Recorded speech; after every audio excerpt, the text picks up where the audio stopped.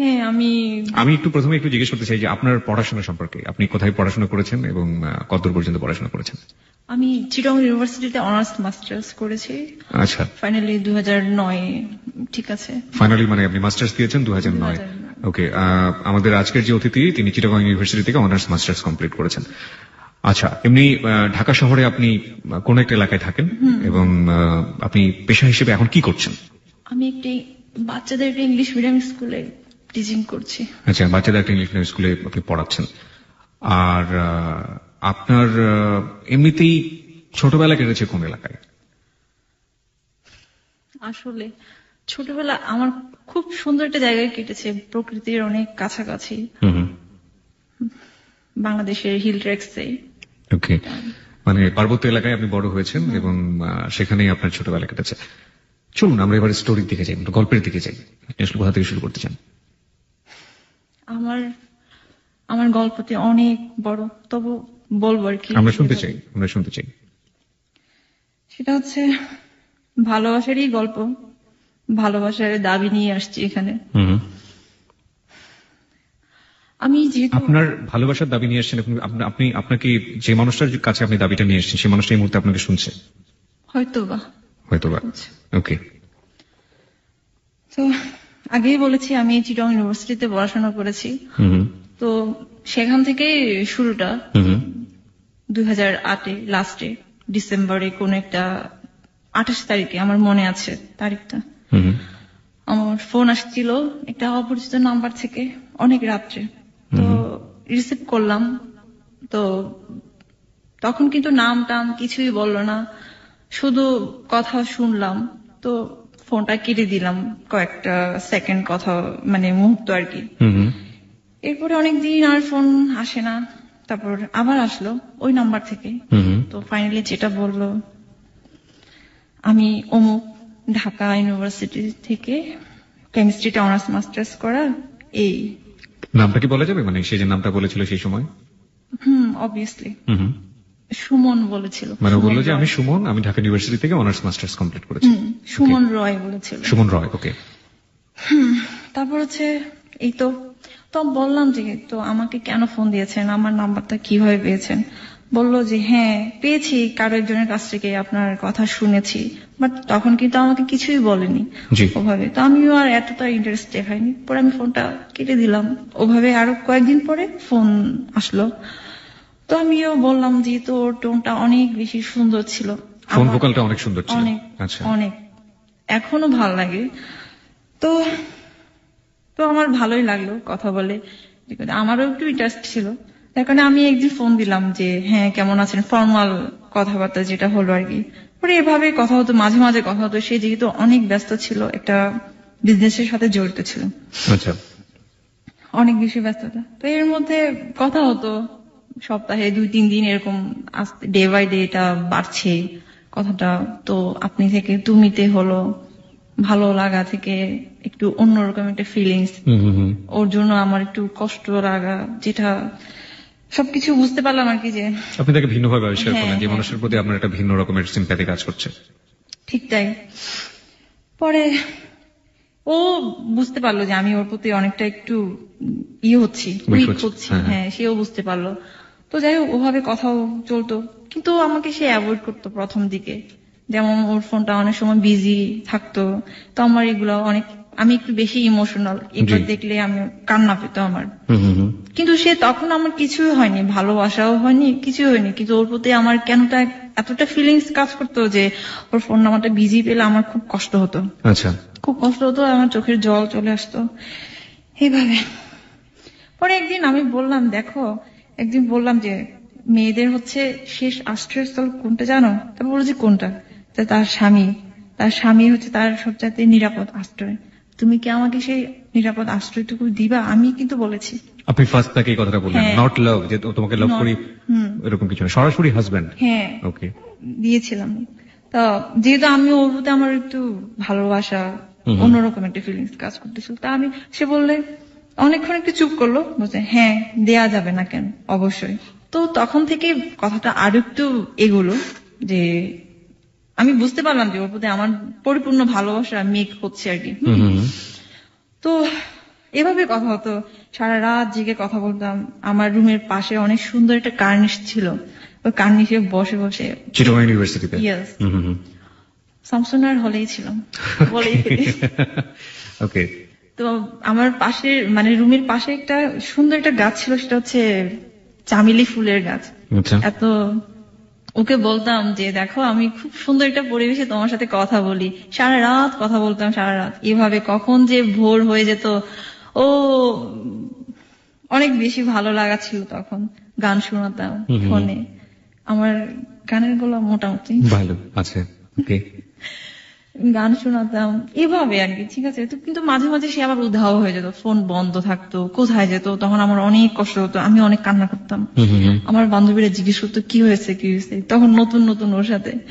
তো আমি কাউকে কিন্তু বলিনি যে এরকম একটা ছেলের সাথে আমার এরকম হয়েছে, আমি কিছুই বলিনি তখনও। তো আমার অনেক ক্লোজ একটা বান্ধবী ছিল, নামটা বলি, তার নাম হচ্ছে সুমি, রোকসানা আক্তার সুমি।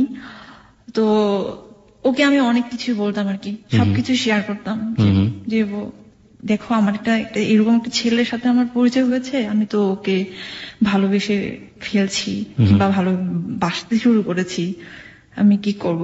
কতদিন ছিল আপনাদের এই ধরনের মানে সম্পর্ক, যা দেখেননি দুই চোখে, শুধুমাত্র ফোনে? এটা ছিল হচ্ছে 2008 লাস্টে ওর সাথে কথা হইতো, 2009 মেতে ওর সাথে আমার প্রথম দেখা হয় 20 তারিখে। তার মানে বলতে গেলে প্রায় 6 মাসেরও বেশি। আচ্ছা, ওভাবে। তো ওরকম ভাবে আমি আবার বলতাম যে আমি একটু বেশি একটু স্বপ্নিক মানুষ আর কি। হ্যাঁ, যেমন আমি বৃষ্টিতে ভিজতে পছন্দ করি, তারপর হচ্ছে শাড়ি পরা আমার অনেক পছন্দ, অনেক ভালো লাগে। তো আমি এগুলা যখন হলের বিভিন্ন প্রোগ্রাম হতো আমাদের ভার্সিটিতে, আমার খুব ফিল করতাম যে আমার একজন মানুষ থাকবে কাছে, সে আমাকে দেখবে, আমি ওর সাথে ঘুরবো। যেমন বিভিন্ন ফেস্টিভ্যাল হয়, যে ভ্যালেন্টাইন্স ডে, তারপর পহেলা ফাল্গুন, এগুলো তো হয়, ক্যাম্পাসে হয় এগুলা। তো আমার খুব ইচ্ছে হতো। তো এপ্রিল 14 তারিখে যেটা হলো পহেলা নববর্ষে আর কি, আমি ওকে বললাম যে তুমি আসো না, আসো না। আমি কিন্তু ওর প্রতি অনেকটাই অধিকার, মানে সে দেয়নি হয়তো, বা আমি নিজেই আমি করছি, তুমি আসো, আমি শাড়ি পরবো, তুমি দেখবা আমাকে। কিন্তু তখনও কিন্তু দেখা দেখি হয়নি ওদের, ঠিক আছে, ওর সাথে আমার। পরে ও বললো যে একবার বলে আসবে, একবার বলে আসবে না। সে আমাকে বলে তুমি ঢাকায় আসো। আমি বলছি ঢাকা আসবো, আমি কোথায় থাকবো, আমার তো অনেক ঝামেলা হবে। যদিও আমি ঢাকায় পড়াশোনা করেছি কলেজটা, তারপরও আর কি। হ্যাঁ, তো আমি ওকে অনেক রিকোয়েস্ট করেছি, একদম ভোর রাত পর্যন্ত বলেছি তুমি আসো। সারা রাত আমার এখনো মনে আছে, আমি আমাদের হলের অনেক বড় একটা মাঠ ছিল, একদম চারপাশে অনেক ফুলের গাছ ছিল। তো ওই মাঝখানে কিছু চেয়ার ছিল বসার জন্য, ওখানে বসে বসে শুয়ে শুয়ে আমি ওর সাথে সারা রাত কথা বলছিলাম যে তুমি আসো। অনেক কান্না করেছে, কিন্তু সে আমার কথা রাখেনি। যাই হোক, আমি সবাই যেহেতু শাড়ি পরছে, তো আমিও পরলাম, শাড়ি পরলাম, সুন্দর করে সাজুগুজু করলাম, ফুল টুল দিলাম। আমার তো এগুলো একটু ভালোই লাগে। তো যাই হোক, সেটা গেল, সারাটা দিন ওভাবে গেল, মন খারাপ করে সবাই ঘুরতেছে তাদের ভালোবাসার মানুষকে নিয়ে। আমারও খুব ইচ্ছা ছিল। ও একটি বারের জন্য আমাকে ফোন দিল না ওই দিন, একটি বারের জন্য ফোন দিল না। কত সেও তার ফ্রেন্ডের সাথে সময় কাটিয়েছে, আমি জানি না, এটা আমাকে আর পরে বলেনি। সারা রাত আমাদের ভার্সিটির প্রোগ্রাম হয়েছিল, লালন গান, এই সেই কত কিছু। তো এই তো হলে আসলাম, অনেক কান্না করলাম ওই দিনও, আবার রাত্রেও। ও ফোনই দিল না, আমার ফোন রিসিভ করলো না। এভাবে 2-3 দিন পরে আবার কথা হলো। তো আমি বললাম তুমি এত কষ্ট দিচ্ছ কেন আমাকে, শুরুটাই তো তুমি আমাকে কষ্ট দিচ্ছ। বলছে না আমি তোমাকে এত কষ্ট দিচ্ছি না, হ্যান ত্যান, এইভাবে অ্যাভয়েড করলো কথাগুলো। আসলে তোমাকে বুঝতে হবে আমি অনেক ব্যস্ত থাকি, এইরকম কাজ করি, আমার এখানে যেতে হয়, ওখানে যেতে হয়। সে আবার আমাকে সবকিছু শেয়ার করতো, যে কোথায় যাচ্ছে, কি ড্রেস পরছে। ওর আবার ব্ল্যাক কালারের অনেক, মানে ব্ল্যাক কালারটা অনেক বেশি পছন্দ করতো আর কি। আচ্ছা আচ্ছা, অনেক বেশি পছন্দ করতো।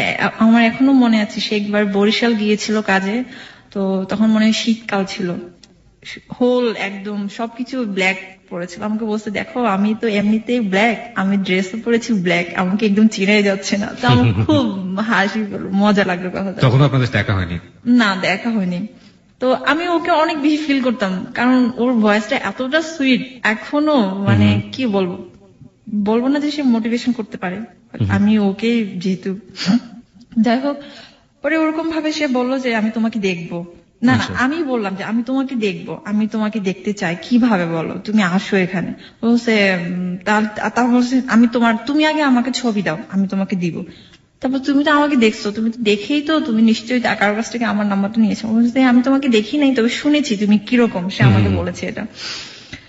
তারপর বললাম যে ঠিক আছে। তা আমি আগে ছবি দিলাম ওকে, 2টা ছবি দিলাম, একটা শাড়ি পরা ছবি ছিল আর একটা হচ্ছে সালোয়ার কামিজ পরা ছবি ছিল। আচ্ছা, This track was downloaded from FusionBD.com. দিলাম, দেওয়ার পরে সেও আমাকে ছবি ব্যাক করলো, পাঠালো। তো ওর ছবিটা একটা ছিল হচ্ছে বিচে, 2টা বিচে ছিল, আর একটা এমনিতেই একটা ব্রিজের উপর। তো ছবি দেখে ভালো, নট ব্যাড, ঠিক আছে, যেরকম সানগ্লাস পরা ছিল তো খারাপ লাগেনি দেখতে। ওকে, যেটা হোক, পরে ওরকম ভাবে মেয়ে ওটা ও আপনাকে দেখে কি বললো? আমাকে বলেছে কোনো কিছুই বলে নাই, কোনো কিছুই বলে নাই। আমি দেখতে ভালো না, এই জন্য কিছুই বলে নাই। ওকে, আপনি দেখে তাকে কি বললেন? আমি বললাম আমি আমার মনের মানুষকে পেয়ে গেছি, এটাই বলেছি, স্বপ্নের মানুষকে। যাই হোক, পরে ওরকম ভাবে চলছিল।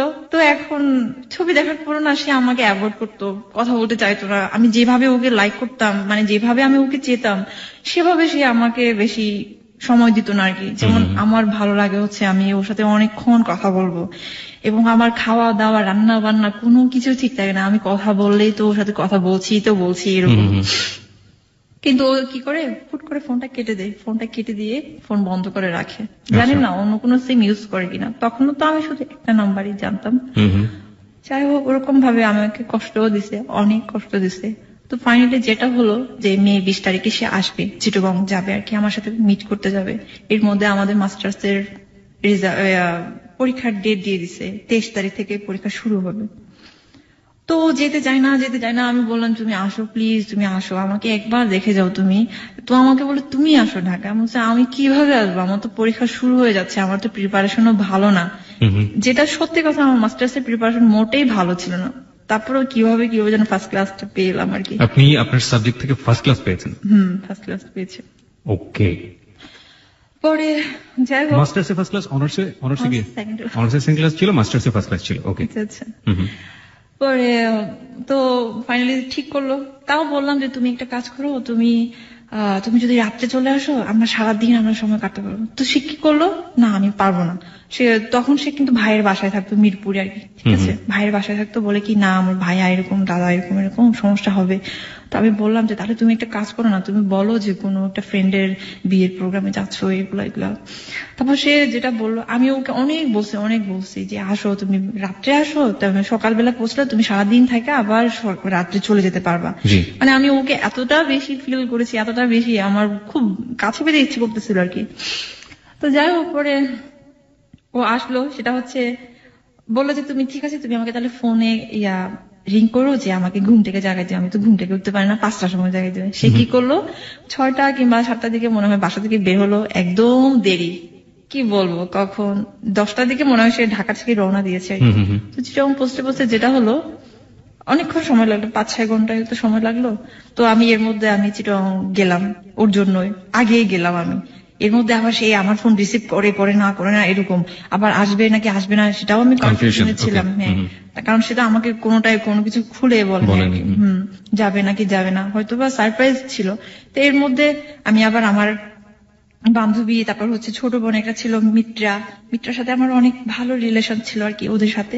মিত্রা সবই জানে। তো মিত্রাকে বললাম, কেঁদে বলছি, মিত্রা দেখো তোমার দাদা না আমার সাথে চিট করেছে, সে আসবে না, সে আমাকে এমনিতে এখন ফোন রিসিভ করছে না। তো ওরা বললো যে দিদি তুমি তাহলে চলে আসো, ওখানে আর থেকো না, তুমি চলে আসো। তো এমনি চলে আসবো, রেডি হচ্ছিলাম, চলে আসবো। এর মধ্যে সে ফোন দেওয়ার পরে বলতেছে, তারপর আমি বললাম যে আমি তো চলে যাচ্ছি, তুমি তো আসতেছো না, আমি জানি তুমি আসতেছো না, তুমি আমার সাথে চিট করেছো। আমি একটা জিনিস একটু জানতে চাইবো যে আপনি তো তাকে আপনার মনের কথা জানিয়ে দিলেন যে আপনার স্বপ্নের মানুষ আপনি পেয়ে গিয়েছেন, এই সময়ের মধ্যে সে কি একবারও আপনাকে বলেছে যে সে আপনাকে ভালোবাসে বা আপনিও তার মনের মানুষ? এরকম ভাবে বলেনি, তবে আমি ওর কথায় বুঝতে পেরেছি সেও আমার প্রতি কিছুটা দুর্বল হয়েছে, হয়তো বা তার কিছু থাকতে পারে, জানি না আর কি। যাই হোক, সেটা আমি আর জানার চেষ্টা করিনি। পরে ওরকম ভাবে তো বললো যে দেখো তুমি যদি চলে যাও তাহলে কিন্তু তুমি মিস করবা, আমি তোমার নাম্বারটা কার কাছ থেকে পেয়েছি সেটা কিন্তু তুমি মিস করবা। তা আমি বললাম যে তুমি কি আসতেছো? বলছে হ্যাঁ আমি আসতেছি, আমি অমুক জায়গায় আছি, তুমি হানিফ কাউন্টারে আসো। তারপর আমি, আমার মনে আছে আমি থেকে গেলাম শপিং কমপ্লেক্স নামে একটা জায়গা আছে মুরাদপুর, ওখান থেকে গেলাম আমি হানিফ কাউন্টারে। তো আমি একটা পিছনের সিটে একটা বসেছিলাম আর কি, যেখানে গেস্ট হাউস ছিল। তো ও আগে থেকেই বসেছিল একটা পাশে ছোট্ট একটা দোকানে, ওখানে বসেছিল, বসে সে কিছু হালকা খাচ্ছিল আর কি। তো আসলো, আসার পরে হাসলো সেও, আমি তো ওকে দেখে ছবির সাথে মিলাতে পারছি না আর কি। হ্যাঁ, তখন চোখে চশমাও নেই, গায়ে কালো কাপড়ও নেই। আমার এখনো মনে আছে সে একটা কফি কালারের একটা প্যান্ট, তারপর স্কাই কালারের। ও এখানে একটা কথা আছে, সে তার প্রিয় রং ব্ল্যাক আর একটা ব্লু কালার। সে আমাকে বলেছিল তোমার সাথে আমার ফার্স্ট যেদিন দেখা হবে তুমি পরবা ব্লু কালারের একটা ড্রেস। তো আমি ওর কথা রেখেছি, আমি ব্লু কালারের একটা ড্রেস পরে গিয়েছিলাম। আমাকে ভালোই লাগছিল, জানি না সবাই বলছিল ভালো লাগছে, যাই হোক এটাই। ও তারপর দেখা হলো, তারপর বসলাম কিছুক্ষণ ওই ছোট্ট পাশের দোকানে আর কি। ও বললো যে তুমি কিছু খাবা? প্রথম কথা এটা ছিল তুমি কিছু খাবা? আচ্ছা, তো বলছে না আমি কিছু খাবো না, আমি শুধু তোমাকে দেখবো। আপনি বলেছিলেন এটা? ওকে, আর ও কি বললো? তুমি কিছু খাবা? হ্যাঁ, আর কিছু কথা হলো না। পরে ওখান থেকে বের হয়ে আমরা রিক্সা নিয়ে আমরা ইয়েতে গেলাম, ফয়েজ লেকে গেলাম আর কি। চিটাগং ফয়েজ লেক? ফয়েজ লেকে আর ঢুকি নাই, পরে ও কিছু খায় না, এর মধ্যে লাস্ট। ঠিক এই জায়গাটায় আমরা গল্পটা একটু থামাতে চাই সংবাদের জন্য। সংবাদের বিরতির পর বাকি কাহিনীর দিকে আমরা এগোবো। এবং পৃথিবীতে আপনি অনেক ধরনের ভালোবাসার কাহিনী আপনি শুনেছেন, অনেক ধরনের লাভ স্টোরি আপনি শুনেছেন। আমার এই ক্ষুদ্র জীবনে আমি যত ধরনের লাভ স্টোরি মুভি দেখেছি বা শুনেছি, আমি তার সাথে আজকের এই ঘটনার কোনো মিল খুঁজে পাইনি। আশা করছি আপনি আমাদের সঙ্গে রাত 2টো পর্যন্ত থাকবেন এবং এই সময়টাকে উপভোগ করবেন। সংবাদের পরপরই ফিরে আসছি।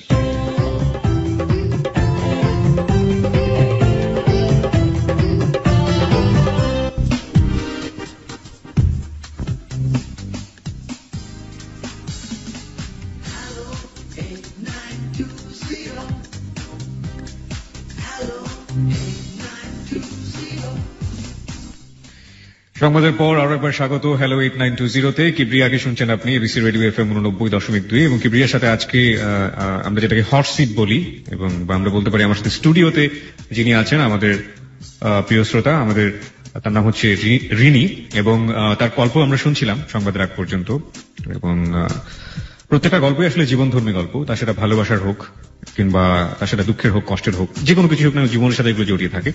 এবং এই জীবনধর্মী গল্পকে নিয়ে আমাদের হ্যালো 8920, এবং এখানে আপনি আপনার কথাও বলতে পারেন। আমাদেরকে ফোন করার নাম্বারটা 91156668, যেটা অনুষ্ঠানের শুরুতেই বলে নিয়েছি। 24 ঘন্টায় নাম্বারটি খোলা থাকে, খোলা রেখেছি এবিসি আপনার জন্য।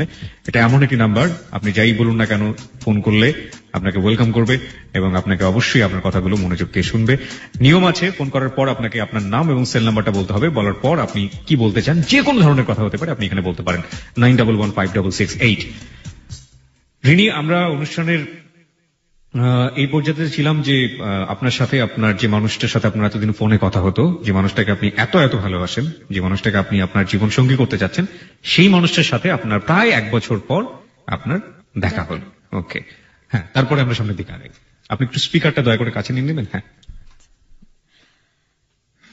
তো দেখা হলো 20 তারিখে, মে 20 তারিখ। ওই দিন অনেক ঘুরেছি, ফয়েজ লেকে গিয়েছি। ফয়েজ লেকে যাইনি, পাশে একটা চিড়িয়াখানা ছিল, ওখানে গিয়েছিলাম। তো যাই হোক, যতটুকু সময় ছিল অনেক কাছাকাছি ছিলাম।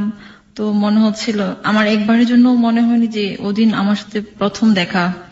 ঠিক আছে, এতটা ফিল করেছি। ও হয়েছে কিনা জানি না আমি, যাই হোক। আপনি কখনো জিজ্ঞেস করেননি যে তোমার কেমন লাগছে, তোমার ভালো লাগছে কিনা? ও আসলে না একটু চাপা স্বভাবের, তেমন একটা এক্সপ্রেস করতে পারে না, নিজেকে এক্সপ্রেস করতে পারে না। ওকে, তো অনেকটা ঠিক সেরকম। আজ পর্যন্ত আমাকে বলেও নি মনে হয় যে আমি তোমাকে অনেক ভালোবাসি, এটা একবারও বলেনি। মানে খুব কম, আমি যতটা আমি ওকে বেশি একদম পাগলের মতো করে ভালোবাসি। ও হয়তো বাসে, বাট এক্সপ্রেস করতে পারে না নিজেকে। ওকে, চাপা স্বভাবের। তো যাই হোক, ওই দিন চলে গেল রাতে না, ঠিক বিকেল সন্ধ্যার দিকে আর কি। তো আমাকে তো আবার হলে যেতে হবে, আমাদের হলে যাওয়ার টাইম হতে 7টা পর্যন্ত, তো এর আগে আমাকে হলে ব্যাক করতে হবে। তো গেল, যাওয়ার সময় অনেক কষ্ট লাগলো, কান্না করলাম, মনে হচ্ছে অনেক দূরে চলে যাচ্ছে, আর কোনোদিন দেখা হবে কিনা। আর ও কি করলো? হি হি করে হাসতে হাসতে বের হয়ে গেল নাকি ও কান্নাকাটি করছিল? ও তো কোনো কান্নাই করলো, ও জানি না ও কোনো ফিলিংস ছিল কিনা, আসলে ছেলে মানুষ তো বুঝে যায় না। ওকে। তো চলে গেল, যতটুকু পর্যন্ত দেখলাম ওর বাসটাকে, আমার এখনো মনে আছে ও দাঁড়িয়ে ছিল, সিট পাচ্ছিল না। তো দেখলাম চলে গেল, একটা পর্যায়ে চোখের আড়ালেই চলে গেল। তো আমি বাসায় হলে চলে গেলাম। এখন তো সবাই জিজ্ঞেস করছে কি অবস্থা, কি হলো কি এরকম দেখতে কত কিছু। আর দেখতে যেরকমই হোক না কেন, আমি আমার মনের মানুষকে পেয়ে গেছি। আমি যাকে এতদিন আমি স্বপ্নে আমি কল্পনা করেছি তাকে আমি পেয়েছি। আমার মনে হচ্ছে আমি পেয়েছি, জানি না আদৌ পাবো কি না তাকে। ওরকমই চলতেছিল। একটা পর্যায়ে আমার পরীক্ষা শুরু হলো।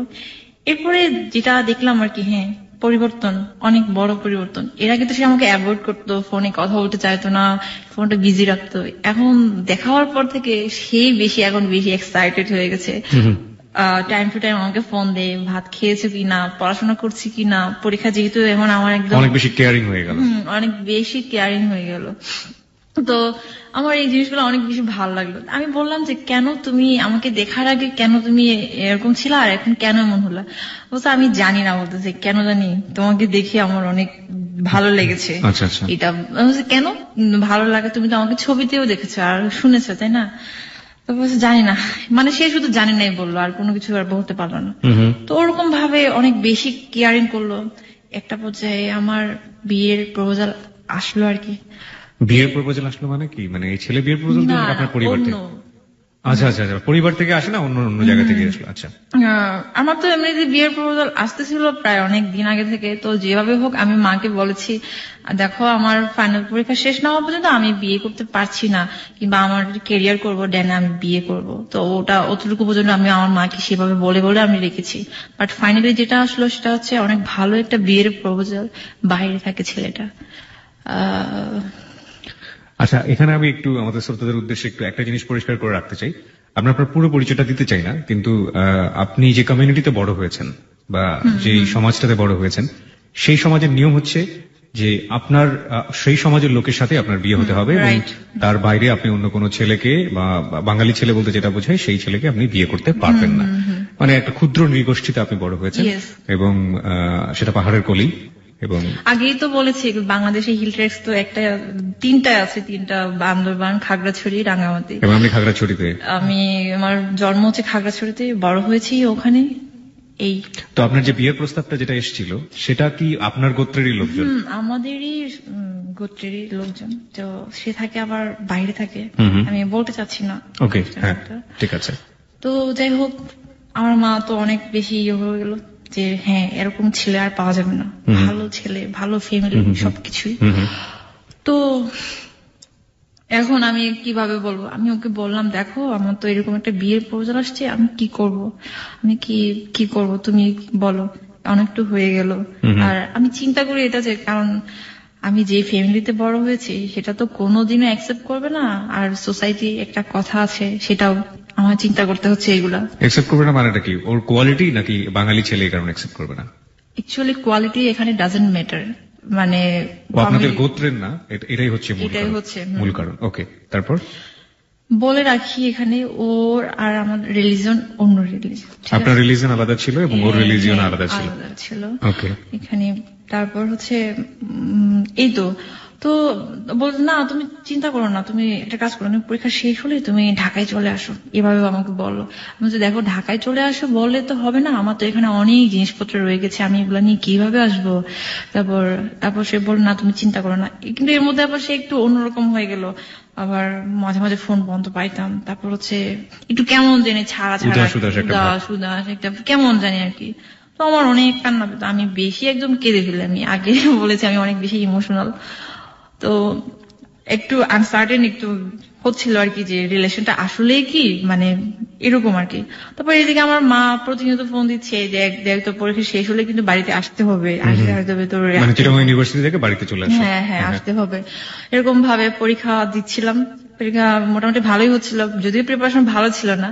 সারাদিন ওর সাথে কথা বলি, রাত কথা বলি, আবার একটু প্রিপারেশন নিয়ে পরীক্ষা দিতাম, এরকম অবস্থা। তো সে আবার আমাকে বলতো যে হ্যাঁ পরীক্ষা। এর মধ্যে যেহেতু আমার চিন্তা করলাম যে ওর সাথে আর হবে না, আর মনে হয় যেটুকু হয়েছে অতটুকুই হয়েছে, আর আমি ফ্যামিলিকে আমি কোনোদিন বলতে পারবো না যে আমার অমুক একটা ছেলের সাথে এরকম অ্যাফেয়ার চলছে, অ্যাফেয়ার আছে, এটা কোনোদিন এস্টাবলিশ করতে পারবো না আর কি। এটা একটা ভয় ছিল আমার। আমি জানি এটা আমার লেকিংস, আমি জানি, শুরুতেই বলে রাখছি এটা আমার একটা ফলস। এটা কি শুধুমাত্র আপনার ফলস? কারণ আপনি তো জানতেনই যে আপনাকে মেরে কেটে ফেললেও এই ছেলেকে কোনোভাবে আপনার পরিবার বা আপনার সমাজ মেনে নেবে না, কোনোদিনও মানবে না, কোনোদিনও মানবে না। তারপর আমি ওর দিকে ইনভলভ হয়েছিলাম, সেটা যে হোক ভালোবাসার টানে কিংবা হৃদয়ের টানে। তো এভাবে তো ফাইনালি যেটা হলো, আমার মা পরীক্ষা শেষ করার 2 দিন পরে আমার মা আসলো, মা আর ভাই, ছোট ভাই এসে আমাকে বলছে যে আগে থেকে কিন্তু সবকিছু রেডি করে রাখতে হয়েছে আর কি, যে আমার অনেক জিনিসপত্র ছিল, কম্পিউটার ছিল, হ্যান্ড ট্যান্ড কত কিছু ছিল আর কি আমার হল লাইফে। তো ওই দিন যেদিন চলে যাব, এর আগে কিন্তু আমার ভালোবাসার মানুষ সে আমাকে নিতে গিয়েছিল আর কি, যে মানে বলছিল যে আমি আসবো, আমি চিটং আসবো। তা আমি ওকে বাধা দিয়েছি, না তুমি এসো না, তুমি আসো না, এসো না, এখন এসো না। আমি চাচ্ছিলাম যে ও এসে একটা কিছু একটা হোক, সেটা আমি চাচ্ছিলাম না আর কি। হ্যাঁ, তো যাই হোক, পরে বাড়িতে আমাকে নিয়ে গেল। বাড়িতে নিয়ে যাওয়ার ঠিক 15 দিনের পরে আমার এঙ্গেজমেন্ট হয়ে গেল ওই ছেলের সাথে, প্রবাসী ওই ছেলেটার সাথে, আপনার গোত্রের যে ছেলেটা। তো এঙ্গেজমেন্ট বলতে কি আশীর্বাদ আর কি, ঠিক আছে, আমরা তো আশীর্বাদই বলি। তো ওই ছেলে তখনও বাইরে ছিল, এপ্রিলে আসার কথা ছিল আর কি, এপ্রিলে আসার কথা ছিল। ওর মা, তারপর আত্মীয় স্বজন সবাই এসে আমাকে আশীর্বাদ করে গেল। এর মধ্যে কিন্তু আমি ওকে অনেক লাভ করি, এটাও আমি ভুলতে পারছি না। বাট তারপর আমি একটা যেটা হচ্ছে আমি ডিসিশন নিয়েছিলাম যে যেহেতু আমি এঙ্গেজমেন্টটা করেই ফেলেছি, তাহলে আমি এখন আমার বাবা মায়ের কথা মতো আমি ওই ছেলেটাকে বিয়ে করবো। ওই ছেলেটাকে আপনার দেখা হয়নি? ছেলেটা তখন অস্ট্রেলিয়াতেই থাকে। অস্ট্রেলিয়া থাকে, ছবিতে দেখেছি, কথা হয়েছে। আচ্ছা আচ্ছা, অস্ট্রেলিয়া। ওকে, যাই হোক, তারপরে পরবর্তীতে কি হলো? মানে যখন আপনি সিদ্ধান্ত নিয়ে ফেলেন সেই ছেলেটাকে আপনি বিয়ে করবেন, এবং লম্বা একটা ব্রেক আপনার চলে আসলো, আপনি যাকে লাভ করেন তার সাথে, তাই তো? তারপর আমি সিম চেঞ্জ করেছিলাম মাঝখানে, আবার আগের সিমে আবার গেছি, এরকম আর কি। সে আমার বেশ কয়েকটা নাম্বারই জানতো, যার কারণে আমি আর করতে পারিনি আর কি। পরে আমি ওকে মেসেজ দিলাম যেদিন আমার এঙ্গেজমেন্ট হবে, যে দেখো আমার মানে অমুক তারিখে আমার এঙ্গেজমেন্ট হবে। কিন্তু সে বিশ্বাস করেছে কিনা জানি না আর কি। হ্যাঁ, এর মধ্যে কিন্তু সে আমার সাথে অনেকবার ফোনে ট্রাই করেছে, বাট আমি ওকে অ্যাভয়েড করেছি প্রথম দিকে আমি ওকে অ্যাভয়েড করেছি, কারণ আমি যেহেতু ফ্যামিলির সাথে আমি অ্যাডজাস্টমেন্ট হচ্ছি, যার কারণে আমি চেয়েছিলাম তাহলে ওকে আর কেন কষ্ট দিব, কষ্ট তো আমিও পাচ্ছি, ও আরো বেশি পাবে, এই কারণে। তো যাই হোক, যথারীতি আমার এঙ্গেজমেন্ট হলো, আশীর্বাদ হলো, ছোটখাটো একটা বিয়ের মতো একটা প্রোগ্রাম হয়েছিল আমাদের বাড়িতে, অনেক আত্মীয় স্বজন, তারপর হচ্ছে পাড়ার প্রতিবেশী সবাই, আর শ্বশুর বাড়ির লোকজনও অনেক কিছুই নিয়ে আসলো আমার জন্য। এক কথায় আমার শাশুড়ি আমাকে তো অনেক বেশি একদম কি বলবো, নিজের মেয়ের মতো করে, মানে যেটা বলে না মনে প্রাণে একটা বউ পেয়েছি, হয়তোবা সেরকম ভাবে পেয়েছিল আমাকে। যাই হোক, পরে ফাইনালি যেটা হলো, এর মধ্যে কিন্তু ওর সাথে আমার আর কোনো কথা হয় না, সুমনের সাথে আর কোনো কথাই হয় না। আমি টোটালি ওকে অ্যাভয়েড করে, ফোন দিলে রিসিভ করে না, তারপর অন্যকে দিয়ে ফোন রিসিভ করায়, এই হ্যান ত্যান এগুলা। এর মধ্যে আমাকে যেহেতু বাইরের একটা ছেলের সাথে বিয়ে হয়েছে, মানে এঙ্গেজমেন্ট হয়েছে, তো সেভাবে তো নিজেকে সেট আপ করতে হবে, হ্যাঁ রেডি করতে হবে। তো আমাকে ঢাকায় পাঠানো হলো ড্রাইভিং শেখার জন্য, হাইলস করার জন্য, বিভিন্ন আরো যা যা কিছু লাগে আর আইএলস এবং ড্রাইভিং শেখার জন্য।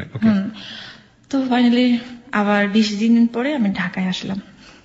ঢাকায় এসে প্রথমে আমি একটা বাসায়, আমার কাজিনদের সাথে বাসায় উঠে, আমি বলতে চাচ্ছি না কোথায়, ওকে ঠিক আছে, উঠলাম। তখনও কিন্তু সে জানে না যে আমি ঢাকায় আসছি। এটা পরে একটা দিন সে এক পর্যায়ে সে জানতে পারলো যে আমি ঢাকায় চলে আসছি। এটা ঢাকায় চলে আসছি যেই না শুনছে, তখন থেকে সে আরো বেশি ক্রেজি হয়ে গেছে, আমাকে দেখবে, আমাকে মানে আমার সাথে দেখা করার জন্য আর কি। কিন্তু সে সুমন, হ্যাঁ। তা আমি কিন্তু অ্যাভয়েড করতেছিলাম, বারবার আমি অ্যাভয়েড করতেছিলাম, না আমি ঢাকায় না, আমি তোমার সে জানলো কিভাবে যে আপনি ঢাকায় এসেছেন? জানতে পেরেছে হচ্ছে এরকম, আমাকে ফোন দিয়েছিল, আমি তখন ফোনের কাছে ছিলাম না, আমি ওয়াশরুমে ছিলাম। তো আমার কাজিন রিসিভ করেছিল, কাজিনটাই বলেছে আর কি যে দিদি তো এখন ওয়াশরুমে, বলছে কোথায় এটা, ঢাকায়। ঢাকায় কোথায়? অমুক জায়গায়, এভাবে বললো। পরে তো এভাবে আর কি, ঠিক আছে। তো যেহেতু আমি ওকে লাভ করি, অনেক ভালোবাসি ওকে, যার কারণে আমি আর ওকে অ্যাভয়েড করতে পারিনি। তো দেখা গেছে আমাদের যোগাযোগটা ওরকম ভাবে হয়েছিল। আমি ড্রাইভিং শিখতাম, তারপর হচ্ছে একটা প্রতিষ্ঠান আছে, ওখানে আমি কম্পিউটার কোর্স করতাম, ওখানে ও সবকিছুই জানতো, এগুলা ওভাবেই ওর সাথে আমার যোগাযোগটা হয়েছিল। কিন্তু প্রথম থেকে আমার একটা, আমি দোষ স্বীকার করছি, আমি ওকে একদমই অ্যাভয়েড করেছি, একদমই কিছু, একদম প্রথম দিকে, একদম মানে হ্যাঁ, ঢাকায় আসা প্রথম দিকে ও অনেক অ্যাভয়েড করেছি, খুব বকা দিয়েছি, খুব ইনসাল্ট করেছি, অনেক ইনসাল্ট করেছি ওকে। আচ্ছা, মনে আছে ভোর সকালে একদিন বলেছিল যে তুমি আসো, যে অমুক জায়গায় এসো, আমি আসবো, এইভাবে। আমি বলছি না, একদম ডিরেক্টলি। আচ্ছা, যেহেতু আমি এখন একজনের সাথে ইনভলভ হয়ে গেছি, আমার ফ্যামিলি আছে, তো চাচ্ছিলাম না যে ওকে আবার নতুন করে কষ্ট দিই, এই জন্য। তো দেখা গেল ওরকম ভাবে, আর ওরকম ভাবে চলতে চলতে আমি আর পারিনি। পরে ওর সাথে আমার যোগাযোগ হয়ে গেল, দেখা হলো, দেখা হওয়ার পরে তো আরো বেশি কান্না করলাম, অনেক, ও অনেক বেশি ইমোশনাল হয়ে গেল, এভাবে এগুলো আর কি আমাদের সম্পর্কটা। হ্যাঁ, তো ফাইনালি ওখানে 1 মাস ছিলাম আমি ওই বাসায়। বাসা থেকে চেঞ্জ করে আমি একটা হোস্টেলে উঠলাম। আচ্ছা আচ্ছা, আমি বলতে চাচ্ছি না হোস্টেলের নামটা আপনি বলতে চাচ্ছেন না, ওকে, সমস্যা নেই। চাচ্ছি না। হোস্টেলে উঠলাম, হোস্টেলে উঠার পরে দেখা গেল আমি ওখানে একটু স্বাধীন হয়ে গেলাম আরো বেশি। কারণ বাসায় যে প্রবলেমটা ছিল, ওখানে আমার বোন ছিল, হ্যান ত্যান এইসব প্রবলেম ছিল আর কি। কারণ সে আমাকে এমনও জিজ্ঞেস করছে, দিদি তুমি এত কার সাথে কথা বলো? আমি বলছি আমার ফ্রেন্ডের সাথে কথা বলি, এরকম। এর মধ্যে কিন্তু ওই প্রবাসী ওই ছেলেটার সাথে আমার কথা হতো, এরকম ভাবে, যেহেতু ফ্যামিলি ভক্ত ভাবেই তো কথা হতো, কিন্তু সুমনের সাথে বেশি, কারণ আমি ওকে লাভ করি। প্রবাসী যে ছেলেটার সাথে আপনার এনগেজমেন্ট হয়েছিল, সেও মাঝে মাঝে আপনাকে ফোন দিত? মাঝে মাঝে না, সব সময় ফোন দিত, প্রতিদিনই যখন সময় পায় আর কি, তখনই ফোন দিত। আপনি একই সাথে দুজন, মানে বলা যেতে পারে দুজন বলা যেতে পারে, বলতে কি বললাম, ওই যে আমি ফ্যামিলির দিকে বাইন্ডিং, এই জন্য আমার জাস্ট একটা ফর্মাল একটা জাস্ট কিছু, সেই জন্য আপনার প্রবাসী ছেলেটাকে সময় দিতে হতো, সময় দিতে হচ্ছে এরকম। কিন্তু ফাইনালি যেটা হচ্ছে, আমি মনের প্রাণে তো আমি লাভ করি একজনকে, এইটাই। তো আমি যে হোস্টেলে থাকতাম, ওখানে আমার একটা ছোট বোন ছিল, অনেক বেশি লাভলি, আমি নামটা বলবো অবশ্য ওর নাম, যেহেতু আমাদের এই ভালোবাসার পিছনে ওরও অনেক ভূমিকা আছে আর কি। ওর নাম ছিল রত্না। আমার চেয়ে অনেক জুনিয়র ছিল, কিন্তু জুনিয়র থাকলেও কি হবে, আমার হচ্ছে ওদের সাথে এত ফ্রেন্ডলি রিলেশন, ওরা কখনোই বলতো না যে আমি ওদের চেয়ে এত বছরের সিনিয়র, এটা কোনোদিন, মানে কোনোদিন না, ওদের সাথে আমার এরকম রিলেশন। আমার একটা গুণ কি জানি না, যার সাথে আমি যেখানে যাই না কেন, আমাকে আপন করে নিতে পারি আর কি, সেটা। তো গেল হোস্টেলে উঠার পরে তো আরো বেশি বাদ ভাঙা, একদম আমাদের ভালোবাসা সবকিছুই। ও প্রতিদিন আমরা মিট করতাম, ধানমন্ডি লেক, তারপর হচ্ছে সংসদ ভবন, এইসব জায়গাতে আর কি, বিশেষ করে সংসদ ভবনে পিছনে ক্রিস্টাল লেক, ওখানে বেশি সময় কাটাতাম আমরা, অনেক ভালো, অনেক। তো এরকম ভাবে যাচ্ছিল, এর মধ্যে ঝগড়াঝাটি, কান্নাকাটি সবকিছু হতো। তারপর হচ্ছে যেটা হয় আর কি, এমন আমার মনে আছে, এমনও দিন রাত গেছে, অনেক শীতকাল, হোস্টেলের সামনে আসছিল সে রাত 11:30টার সময়, 12টা বাজে, শুধুমাত্র আমাকে একটা পলক দেখার জন্য। আমি বারান্দায় গেছি, বলছে তুমি বারান্দায় চলে আসো, আমাকে দেখবি এসে। পরে নিচে দাঁড়িয়ে ফোনে কথা বলছি, আর আমি আর রত্নার বারান্দায়। তো এভাবে কথা বলতাম অনেকক্ষণ। ও আসতো, আমাকে দেখতো, একটু দেখার জন্য আসতো সে। এভাবে যাচ্ছিল ভালো সময়। তো এই তো নভেম্বর ডিসেম্বরের দিকে ওর সাথে আমার একটু সমস্যা হচ্ছিল, আবার 2009 ডিসেম্বরে। এর মধ্যে আবার মন মালিন্য হয়েছে, ওর সাথে একটু ঝগড়া যাচ্ছে, এগুলো তো হবেই, স্বাভাবিক। কখনো কখনো দেখা যাবে একটু উদাসীন থাকে আমার প্রতি, ফোনই দিত না। তারপর এর মধ্যে আবার সে বাইরে যাওয়ার ট্রাই করলো, ইংল্যান্ডে যাওয়ার সবকিছুই পেলো, কিন্তু আর গেল না। তখন আমাকে বলেছিল যে আমার জন্য এসে যায়নি, আমাকে অনেক বেশি ভালোবাসে এই জন্য। আমি বললাম যে তুমি যাচ্ছ না কেন? বলছে দেখো আমি যদি ইংল্যান্ডে চলে যাই তোমার সাথে আমার আর কোনোদিন দেখা হবে না। তো আমি ও এতটা ট্রাস্ট করলাম যে ও আমাকে এত ভালোবাসে। আমি রত্নাকে বললাম দেখো রত্না তোমার দাদা আমাকে এত ভালোবাসে, ও আমার জন্য সে লন্ডনে ইংল্যান্ডের মতো একটা জায়গাতে গেল না। তো এতটা ভালোবাসে, আমি কেঁদে ফেলছি পুরো কথাটা শোনার পরে। তো যাই হোক বিশ্বাস করেছি আমি যেহেতু এই জন্য আর কি। তো ওভাবে ডিসেম্বরে আবার একটু সমস্যা হচ্ছিল ওর সাথে, এই তো আবার উদাসীন, আগের মতো করে উদাসীন, এই সেই কত কিছু, ফোন দিলে ফোন রিসিভ করে না, তারপর হচ্ছে ভালো মতো করে কথা বলে না, ঝাড়ি দিয়ে কথা বলে, এগুলা আমি আবার ওর কাছ থেকে অবহেলা একটুও সহ্য করতে পারি না, একটুও না। মানে ও যদি অবহেলা করে আমার মনে হয় আমি আর পৃথিবীতে বাঁচবো না, এরকম মনে হয়। তো যাচ্ছিল এভাবে। তো ফাইনালি যেটা হলো আর কি, ওর সাথে তো রিলেশন চলতেছে, কিন্তু আমি ওই ছেলেটাকে, যা প্রবাসী ওই ছেলেটাকে আস্তে আস্তে আমি অ্যাভয়েড করা শুরু করলাম, যেহেতু আমি একজনের দিকে আমি এগোচ্ছি। আমার ভাবনা চিন্তা ভাবনা এখন সবকিছু এখন এটাও আবার একটা চিন্তা, আমি আমার বাবা মায়ের একটা মাত্র মেয়ে, ওদেরকে কিভাবে কষ্ট দিব আমি। ওদের একটা স্ট্যাটাস আছে আমাদের সোসাইটিতে, সবার পরিচিতি, ভালো একটা পরিচিতি আছে, কিভাবে, এটাও আমার একটা মাথায় কাজ করতেছিল, কিভাবে কি করব। আবার ওকে ভালোবাসি এটাও তো পারছি না আমি ফেলতে, এটাও সর্বোপরি ভালোবাসাটাই বেশি ছিল আর কি। তো ওকে একদিন জিজ্ঞেস করলাম দেখো তুমি আমাকে কি জন্য বিয়ে করতে চাও, কি জন্য বিয়ে করতে চাও, তোমার যদি ফ্যামিলি আমাকে না মানে, তোমার যে রিলিজিয়ান এটা তো অনেক বেশি কনজারভেটিভ, যেটা বলে অনেক বেশি রেস্ট্রিক্ট। ছেলেটা বাঙালি ছিল এবং আপনার চেয়ে অন্য ধরনের একটা রিলিজিয়নের ছিল। শ্রোতা আমরা এখানে একটু বলে রাখি, আমরা আমাদের শ্রোতার সুবিধার্থে আমরা পুরো বিষয়গুলো পরিষ্কার করে নিতে পারছি না, কিছু কিছু বিষয় আমাদেরকে গোপন করতে হচ্ছে, এটা আপনার বুদ্ধিমত্তাতে আপনি বুঝে নেবেন। মূল ঘটনাটাই আমরা আসলে তুলে ধরার চেষ্টা করছি। তো জিজ্ঞেস করলাম যে তুমি যদি এই কাজটা করো তাহলে তো তোমার ফ্যামিলি, তোমার মা, তুমি তো তোমার মাকে অনেক বেশি ভালোবাসো, অনেক শ্রদ্ধা, কি করবা তাহলে। তারপর সে আমাকে একটা কথা বলেছিল, দেখো আমি আমার মার, আমরা 5 ভাই, আমি আমার মায়ের কিন্তু সবার ছোট ছেলে, তো আমি যদি এই কাজটা করি আমাকে হয়তো বাড়ি থেকে বের করে দেবে, কিন্তু আমার মা তো আরো 4টা ছেলে থাকবে। এটা বলার পর আমি এতটা বেশি আরো প্রতি মুগ্ধ হলাম, ওর কথা এত ভালো লাগলো যে আসলে ও আমাকে চায় মন থেকে, আমাকে ভালোবাসে। তাহলে আমি আরো বেশি আর একটু সাহস পেলাম যে হ্যাঁ বিয়ে করবো তাহলে এরকম। তারপর আমি বললাম দেখো আমার বাবা মা যদি আরো বললাম না আর কি, যে বাবা মার আশীর্বাদ ছাড়া কোনো ছেলে মেয়ে মানে সন্তান সুখী হতে পারে না। তো আমি যদি এই কাজটা করি আমি তো অনেক বেশি অপরাধী হয়ে যাবো, দুজনেই আমরা সমান অভিশপ্ত জীবনযাপন করবো। তারপর সে আমাকে বলল শোনো এগুলো আসলে ঠিক, কিন্তু কথা হচ্ছে কি সবার সবসময় তো আর একই রকম যায় না, হয়তো 1 মাস 2 মাস আমাদেরকে মানবে না, কিন্তু পরে ঠিকই মেনে নিবে আমরা। আর আমি অবশ্যই তোমার মার মন জয় করতে পারবো, এটা আমার বিশ্বাস। সে আমাকে এটা বলেছিল। তারপর এগুলো বলার পর আমি আরো বেশি একটু সাহস পেলাম, ঠিক আছে ওকে ফাইন, তাহলে আমরা বিয়ে করবো এখন। তো ফাইনালি যেটা হলো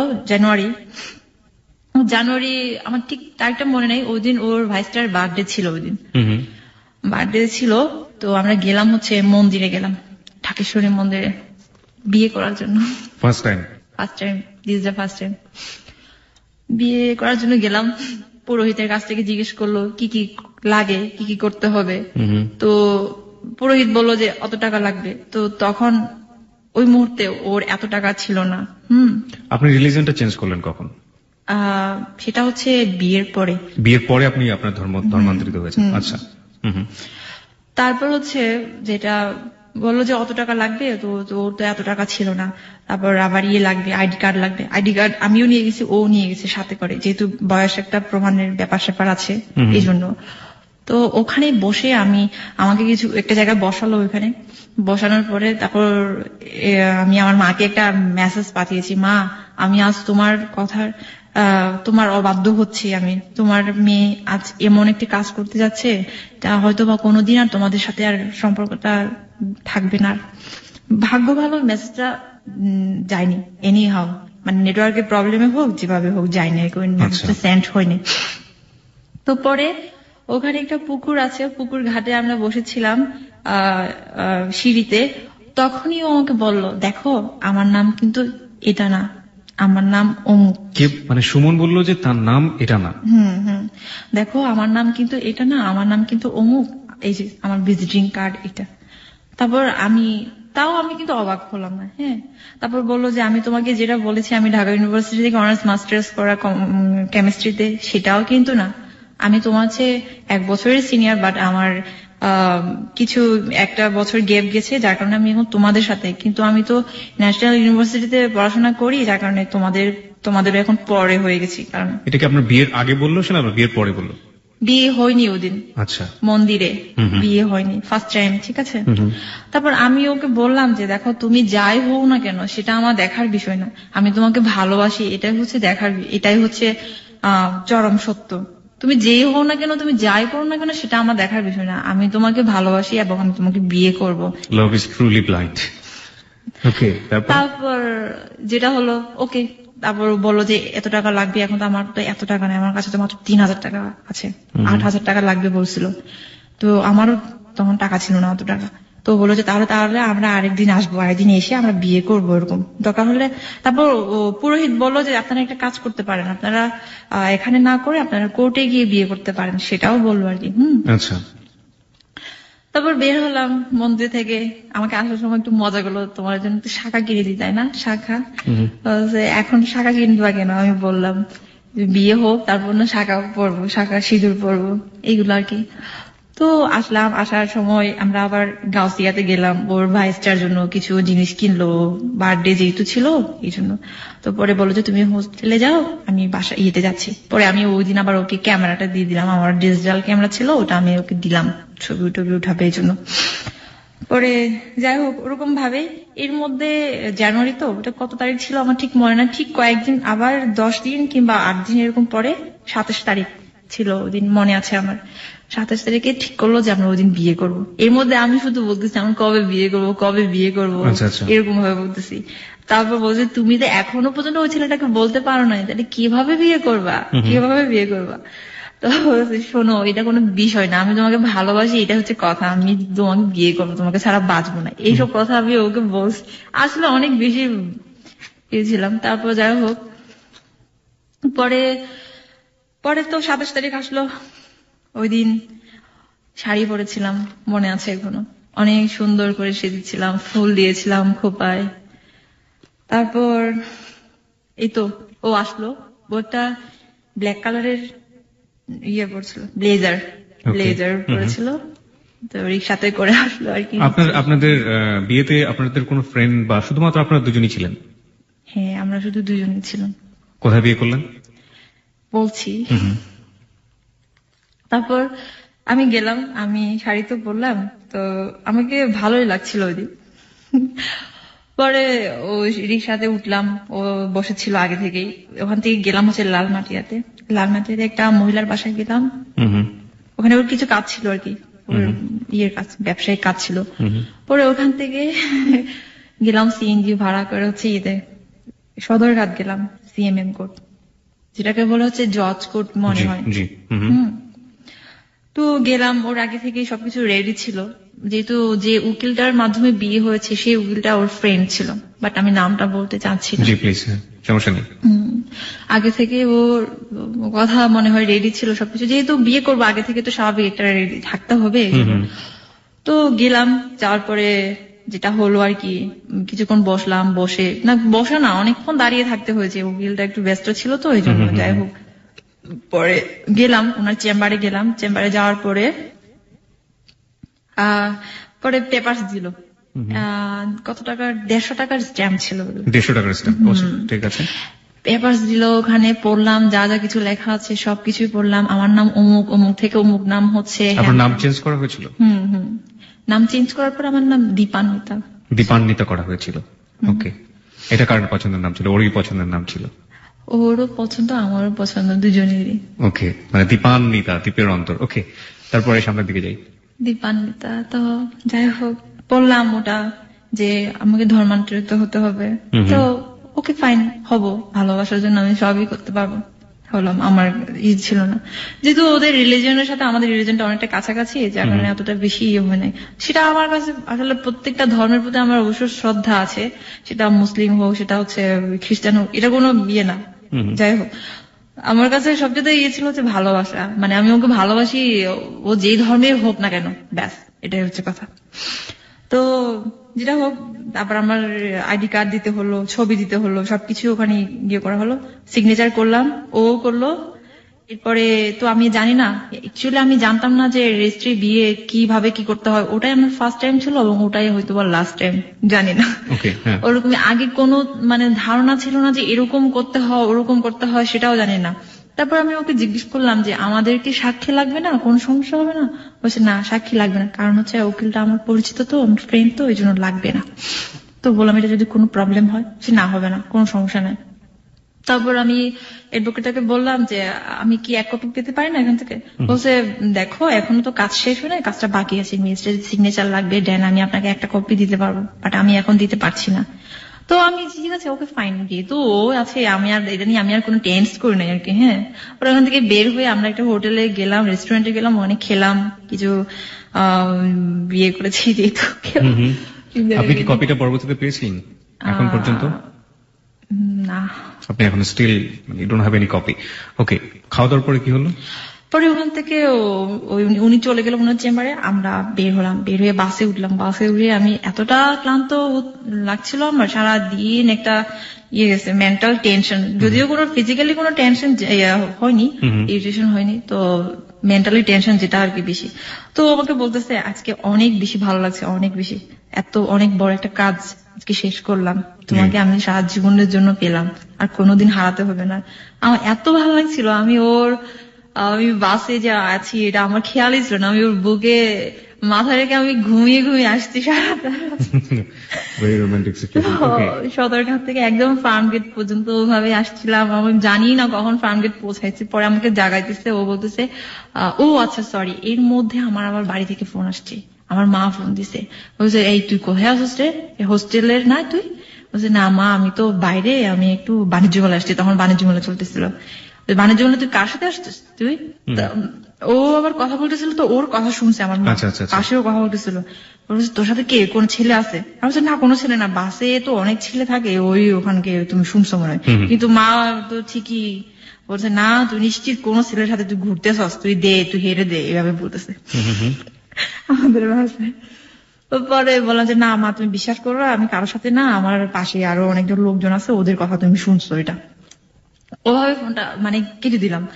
তো পরে তো ফার্ম গেট আসার পর This track was downloaded from fusionbd.com. বলতেছে তুমি যাও বা তুমি হোস্টেলে যাও, আর টেনশন করো না এটা নিয়ে, আমি একটু কাজ আছে, আমি কাজে যাই, এভাবে। তখন বাজে হচ্ছে 5টা এরকম বাজে আর কি আসার সময়। পরে আমি হোস্টেলে গেলাম, হোস্টেলে গিয়ে রিল্যাক্সে, কিন্তু ওদিন আমার এত হাসি পাচ্ছিল, খুব ভালো লাগছিল। এই কথাটা তো কেউ জানে না, আমি যে বিয়ে করতে যাচ্ছি এটা কেউ জানে না, কেউ জানে না। ওই যে রত্না আছে, তাকেও পর্যন্ত বলিনি আমি, ওর সাথে এত ভালো রিলেশন, কারণ সিক্রেট থাকতে হবে, যেটা আমাদেরই সুবিধার্থে, এই জন্য আর কি। তো পরে ও আবার ওই দিন আবার আসলো, আসার পরে আমরা রত্না, আমি আর ও ইয়েতে গেলাম, ধানমন্ডি লেকে গেলাম, ওখানে 3 জনে বসছিলাম। বসে এখন রত্নাকে ওই দিন বলছি যে দেখো আমরা আজকে এই কাজটা করেছি। তারপর ও বলতেছে দিদি তুমি এই কাজটা করছো, ভালো হয়েছে। সে একটু আমার মতো পাগলাটি টাইপের, তো এর জন্য সে একটু সাপোর্ট করেছে আর কি। খুবই ভালো হয়েছে, খুবই ভালো হয়েছে, এভাবে আর কতদিন থাকা যায়, এভাবে আর কতদিন থাকা যায়, কোনো দরকার নেই। যাকে ভালোবাসা যায় না তাকে আবার কি বিয়ে করবো, সে যতই বিদেশ থাকুক না কেন, এরকম। তো এরকম ভাবে আমারও আরেকটু সাহস হলো। তো 3 জনে বসলাম, বসে অনেকক্ষণ গল্প করলাম, বসে তারপর ও চলে গেল, আমি আর রত্না হোস্টেলে গেলাম। ওরকম ভাবে চলছিল, ভালোই যাচ্ছিল। কিন্তু এর মধ্যে জানাজানি হয়ে গেল যে আমার নাকি বিয়ে হয়েছে। কোথায় জানাজানি হলো? বাড়িতে। ওকে, মানে খাগড়াছড়িতে? হ্যাঁ, যে আমি নাকি বিয়ে করেছি অমুক একটা ছেলেকে, হ্যান ত্যান। আমার মা তো আমাকে ফোন দিয়ে সাথে সাথে বললো এই তোরে তো মানুষ দেখছে, তুই শাড়ি পরছস, তুই শাড়ি পরে তুই রিক্সাতে উঠছস, তোরে তো সবাই দেখছে ওরকম ভাবে। আমি বলছি না, এটা মিথ্যা কথা, তোমার কে বলতেছে এগুলো, কোনো দিন না। তুমি জানো না আমার কত ফ্রেন্ড, ইউনিভার্সিটি লাইফে কত ফ্রেন্ড ছিল, আমি তাদের সাথে মিশি, ব্যাস এটাই হচ্ছে কথা। তারপর বলছে তুই ওর সাথে এত ভালো করে কথা বলিস না কেন, মানে ওই বাইরের ছেলেটার সাথে, আচ্ছা আচ্ছা, ওর সাথে তুই ইয়ে করে কথা বলিস কেন, এভাবে বলতেছে। তারপর আমি বললাম যে না কই কথা বলি তো, কেন কথা বলবো না, হ্যান তেন এগুলো বলে বলে আমি কোন রকমে পারি করতাম আর কি, ঠিক আছে। তো ওকে বললাম এখন কি করবো তাহলে একটু বলো তো, এখন আবার বলতে হবে এখন। তখনও কিন্তু আমি ওই ছেলেটাকে না করি নাই আর কি, হ্যাঁ তখন না করার আগে কিন্তু আমরা বিয়ে করেছি। বিয়ে করে ফেলেছেন, হ্যাঁ। এর মধ্যে ওর সাথে আমার আবার ঝগড়া হইতো, অনেক ঝগড়া হইতো। একদিন সে আমাকে বললো দেখো তুমি যদি না বলো তোমার এই যে বিয়ের সব কাগজ কিন্তু তোমার মায়ের নামে কুরিয়ার করে পাঠাবো, তখন তোমার খবর হয়ে যাবে। এটা লিজন আপনাকে বললো যাকে আপনি বিয়ে করেছেন? হ্যাঁ বললো সে। আচ্ছা,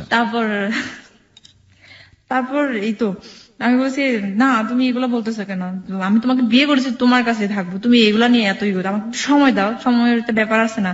ওরা হুট করে এখন যদি মেন্টালি একটা ইয়ে হয়ে যায় তখন কি করবো আমি, দেখা গেলো আমাদের যদি নিয়ে যাই তখন তুমি কি করবা।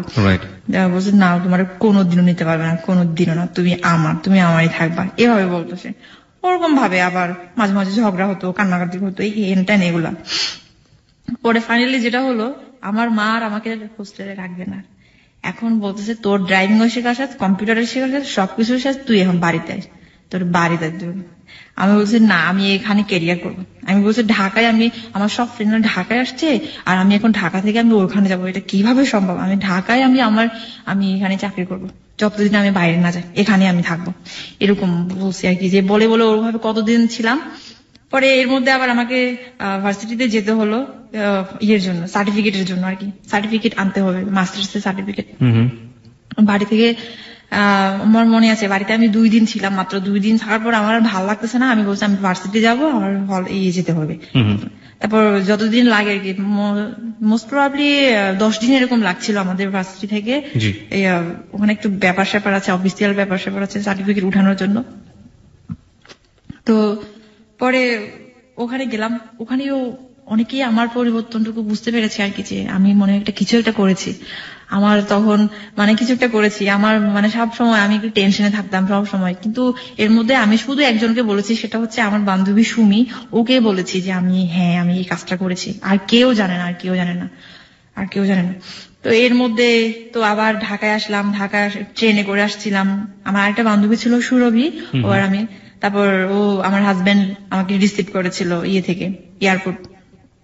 পরে এই তো এভাবেই চলতেছিল ভালোই, ফেব্রুয়ারি মাসটা খুব ভালো চলছিল। পহেলা ফাল্গুনে আমরা ঢাকা ভার্সিটি বিভিন্ন জায়গায় বিভিন্ন প্রোগ্রামে গিয়েছিলাম। ওকে, আপনি ফিরে আসলেন, এই ফিরে আসার গল্পটা আমরা শুনবো, তবে তার আগে আমাদের ছোট্ট একটা ঢাকাতে আসলেন এবং এই পর্যায়ে ছিলাম, যেখান থেকে ছিলাম আপনি সেখান থেকে শুরু করুন। আচ্ছা, এরপরে আমার ফ্যামিলি জানলো যে আমি এরকম করেছি, তো আমি তো যতটা সম্ভব আমি জানলোটা কিভাবে, মানে আপনি যে যাকে লাভ করেন তাকে যে বিয়ে করেছেন এবং সেটা যে আপনার পরিবারে জানলো, এটা তো গেস করেছিল প্রথমে, কিন্তু একবার ফাইনালি জানলো কিভাবে? প্রথমে আসলে আমি যে এলাকাতে থাকি ওই এলাকায় আমাদের এলাকার অনেক ছেলে পোলাপাইন থাকে আর কি, পোলাপাইন লোকাল যেটা বলে থাকে, ওরা হয়তো আমাদেরকে দেখছে। আসলে আমরা অনেক বেশি মেলামেশা করা শুরু করেছে কি, যে এখানে যেতাম ওখানে যেতাম, ওকে আমি নিয়ে যেতাম এই সেই, তো যার কারণে এগুলো সবাই অনেক কেউ না কেউ আমাকে ফলো করতো যে আমি কোথাও যাচ্ছি কি করছি টাইম টু টাইম, এগুলো আমার ফ্যামিলিতে সবকিছুই বলেছে। তো যার কারণে আমার ফ্যামিলি আমার উপর আরো বেশি একদম করা শুরু করছে, ঠিক আছে। তো ফাইনালি যেটা হলো জানুয়ারিতে আমি ওই ছেলেটাকে একদমই টোটালি অ্যাভয়েড করা শুরু করছি, যে আমি আর না, যার সাথে আপনার এনগেজমেন্ট হয়েছিল, আর না, সম্ভব না। তো ফেব্রুয়ারি তো আসলো, ওই যে আমরা বিভিন্ন ইয়েতে গেলাম, পহেলা ফাল্গুনে বিভিন্ন প্রোগ্রামে গিয়েছি, ও আমাকে নিয়ে গেছে। তারপর 14ই ফেব্রুয়ারি ভ্যালেন্টাইন্স ডে আমার মনে আছে 2010-এ, ভ্যালেন্টাইন্স ডে তে আমরা গিয়েছিলাম হচ্ছে আশুলিয়াতে গিয়েছিলাম।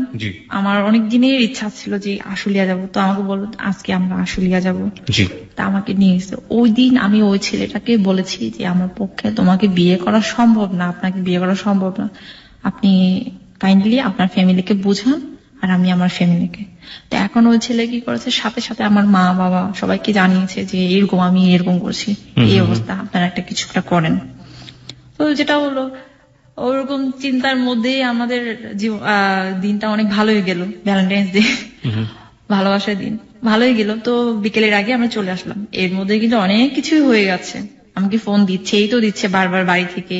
তারপর তখনকার আমার শাশুড়ি আমার মাদার ইন ল যেটা, উনি আমাকে ফোন করছে। তো আমি বিভিন্ন ভাবে অ্যাভয়েড করছি। ফাইনালি যেটা হলো, আমি মাকে বললাম, মা আমার পক্ষে এই বিয়েটা করা সম্ভব না, আই এম সরি। তো আমার মা বললো কেন? বলছে আসলে সম্ভব না, কারণ আমি আর চাচ্ছি না তোমাদেরকে রেখে আমি বাইরে যাব, বিদেশ যাব, এটা আমার পক্ষে তখন আপনি বলেননি যে আপনি যাকে লাভ করেন তাকে বিয়ে করেছেন? এটা তো কোনোদিনও বলতে পারিনি, কারণ হচ্ছে তো এটা তো আগেই বলেছি কি সমস্যা, এটা আপনাদের গোত্র থেকে কোনোভাবে এটা মেনে নেবে না। মেনে নিবে না। তো যাই হোক, ওরকম ভাবে আমি মাকে বলে বলে এটা সেটা বলে বলে যে আমি এখানে থাকবো, এখানে আমি ক্যারিয়ার করবো, হ্যান ত্যান, আমার কি এডুকেশনাল কোয়ালিফিকেশন কি, এর মধ্যে কিন্তু আমাদের রেজাল্টও হয়েছে যে আমি ফার্স্ট ক্লাস পেয়েছি, সবকিছু হয়েছে। তো আমি বিভিন্ন জায়গায় অলরেডি আমি ট্রাই করতেছি যে ব্যাংকে হ্যান ত্যান কোথাও আর কি। তারপর কি হলো, ফেব্রুয়ারি 20 তারিখে আমার মা বাবা দুজনেই আসলো, আমাকে কোনো কিছু না বলে, একদম ঢাকাতে। আমাকে কোনো কিছু না বলে আসলো। আমাকে চলে যেতে হবে হোস্টেল থেকে, আমাকে রাখবে না আর এখানে। আমার সবকিছু শেষ, মানে সব কোর্স টোর্স কমপ্লিট করা শেষ, এখন আমাকে ঢাকা থেকে বাড়িতে নিয়ে যাবে। তা আমি তো ওকে বললাম, ঠিক, আমি মাকে বললাম যে হ্যাঁ আমি যাব, কিন্তু আমাকে একটা দিন সময় দাও, আমার তো জিনিসপত্র আছে, আমি এগুলো গুছাতে হবে। আচ্ছা না, তোমার কোনো কিছু গুছাইতে হবে না, তোমার আজকেই সবকিছু করে আমরা গাড়ি একটা ভাড়া করে আমি চলে যাবো, এরকম। তো আমি ওকে বললাম যে দেখো আমার বাবা আসছে, এখন কি করবো? তারপর সে বলতে, ঠিক আছে তুমি তাহলে একটা জায়গায় আসো, ওখানে আমরা দেখা করি। ওই যে আমার সাথে ওর সাথে আমার দেখা হয়েছিল কিছু সময়ের জন্য। তারপর আমাকে বললো সমস্যা নেই, আমার পরীক্ষা তো শুরু হবে, এই পরীক্ষাটা তুমি বাড়িতে থাকো, একটা মাস বাড়িতে থাকো, এরপরে আমরা বাসা নিয়ে আমরা থাকবো, এরকম ভাবে আর কি, বাসা নিব। তো পরে আমি বাড়িতে গেলাম, অনেক মন খারাপ করে বাড়িতে নিয়ে গেল আমাকে। কোন রকমে মনে হয় আমি 26 দিন ছিলাম বাড়িতে, 1 মাসও থাকতে পারিনি। ওই পরীক্ষার একটা বাকি ছিল আবার। এর মধ্যে তো আমি ওর সাথে কন্টিনিউ ফোনে কথা হতো, কন্টিনিউ। এর মা আমার এটা লক্ষ্য করেছে যে আমি কারো না কারোর সাথে আমি ইনভলভ হয়ে গেছি। তারপর আমাকে মা একদিন জিজ্ঞেস করলো, মানে সবসময় তো জিজ্ঞেস করে আমি অ্যাভয়েড করি আর কি, যে না এমনিতে ফ্রেন্ডের সাথে কথা বলি, হ্যান ত্যান এগুলো বলে বলে। তারপর এমনও দিন আসছে যে ফিস ফিস করে কথা বলতে হয়েছে, আর মানে ফোনটা আমার কাছ থেকে কেড়ে নিতে চাইছিল এরকম। পরে আমি বললাম যে ফোন কথা বলা একটু কমাই দিই। এর মধ্যে সে আমাকে টাকা পাঠাইছে, কুরিয়ারে করে টাকা পাঠাইতো আমারে। আমার বলছে তুমি এখন আমার বউ, তোমার বাবা আমার কাছ থেকে কোনো টাকা নিবে না, এখন আমি এখন ইয়ে করবো। তো যাই হোক, ও আমাকে টাকা পাঠাতো 1000, বাড়ি যাওয়া পারি আর কি বাড়িতে। ওরকম ভাবে আমি কোন রকমে আমি সুযোগ খুঁজতেছিলাম যে আমি বাড়ি থেকে আমি চলে আসবো বেগেন। তো বললাম মাকে, বললাম মা দেখো আমার একটা ইন্টারভিউ ডেট পড়েছে এরকম একটা ইয়েতে, আমার তো ঢাকায় যেতে হবে। আমার মা বলতেছে না তোর ঢাকায় যাইতে হবে না, তুই এখান থেকে তুই চাকরি করবি।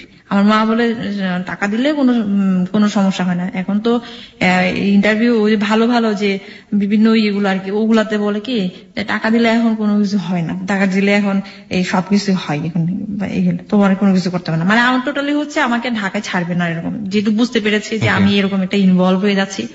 তো ফাইনালি যেটা হলো, বাড়িতে ওই দিন কেউ ছিল না, আমি আমার লাগেজ নিয়ে আমি চলে আসলাম। আমি শুধু আমার ভাইকে বলে আসলাম দেখ আমার একটা ইন্টারভিউ ডেট পড়েছে, আমার 2 দিনের মধ্যে আমি ঢাকা জানাইনি।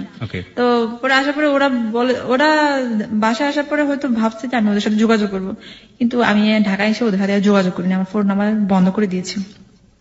এর মধ্যে আমি আবার হোস্টেলে উঠলাম, আগের হোস্টেলে উঠার পরে এর মধ্যে জানাজানি হয়ে গেছে আমি নাকি ওই ছেলেটাকে বিয়ে করে আমি সংসার করতে আসছি, হ্যান ত্যান এগুলা। তো জানাজানি হয়ে গেল। তো আমাকে অলরেডি চোখে চোখে রাখতো, ফলো করতো আর কি এখানকার ছেলে এগুলো। এখানকার ছেলে বলতে আপনি আসলে কোন ধরনের ছেলের কথা বলছেন? আপনাদের কমিউনিটি? হ্যাঁ আমাদের কমিউনিটি। আপনাদের কমিউনিটি যে ছেলেগুলো সেগুলো চাইতো না যে আপনি বাঙালি ছেলের সাথে মেশেন? তো ফাইনালি যেটা হয়েছে ওটা তো জানাজানি হয়েছে, আমি বিয়ে করেছি। এটা কেউ না কেউ হয়তো দেখেছে যে আমি শাড়ি পরেছি, এটা তো সত্যি কথা, যদিও আমি অস্বীকার করেছি, কিন্তু এটা তো সত্যি কথা। তো যেটা হলো, আমাকে এর মধ্যে একটা হোস্টেলেও রাখলো সে, আমি বলতে চাচ্ছি না লোকেশনটা, ফার্মগেটের কাছাকাছি। তো যাই হোক একটা হোস্টেলে রাখলো, ওখানে আমি মাত্র 3 দিন ছিলাম। মানে এর মধ্যে আমার আবার একটু সমস্যা হয়েছিল, দাঁতের সমস্যার কারণে সে আমাকে ধানমন্ডিতে একটা ইয়েতে হসপিটালে নিয়ে গেল, ডেন্টাল ক্লিনিকে আর কি। তো ওখান থেকে অ্যাপয়েন্টমেন্ট সবকিছু নিলাম, ড্রেসিং করালাম। তারপরের দিন ছিল আমার হচ্ছে দাঁত করার আর কি, রুট ক্যানেল। পরে 2 তারিখ, ওটা ছিল এপ্রিলের 2 তারিখে। কিন্তু এর আগে আমাকে বাড়ি থেকে জানানো হলো যে তোমার মা অসুস্থ, ব্রেন স্ট্রোক করেছে, ঢাকা থেকে মানে ঢাকায় ইয়ে করেছে, রেফারেন্স করেছে যে কোনো একটা হসপিটালে।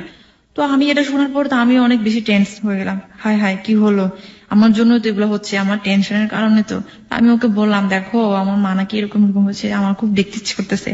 তো ও বললো, শোনো এটা নাটক হতে পারে, নাটক, আমি আগে গিয়ে দেখি, তারপর তুমি যাও, এমনও হতে পারে তোমাকে ধরার জন্য, কারণ তুমি যে ইয়ে করে আসো এই জন্য।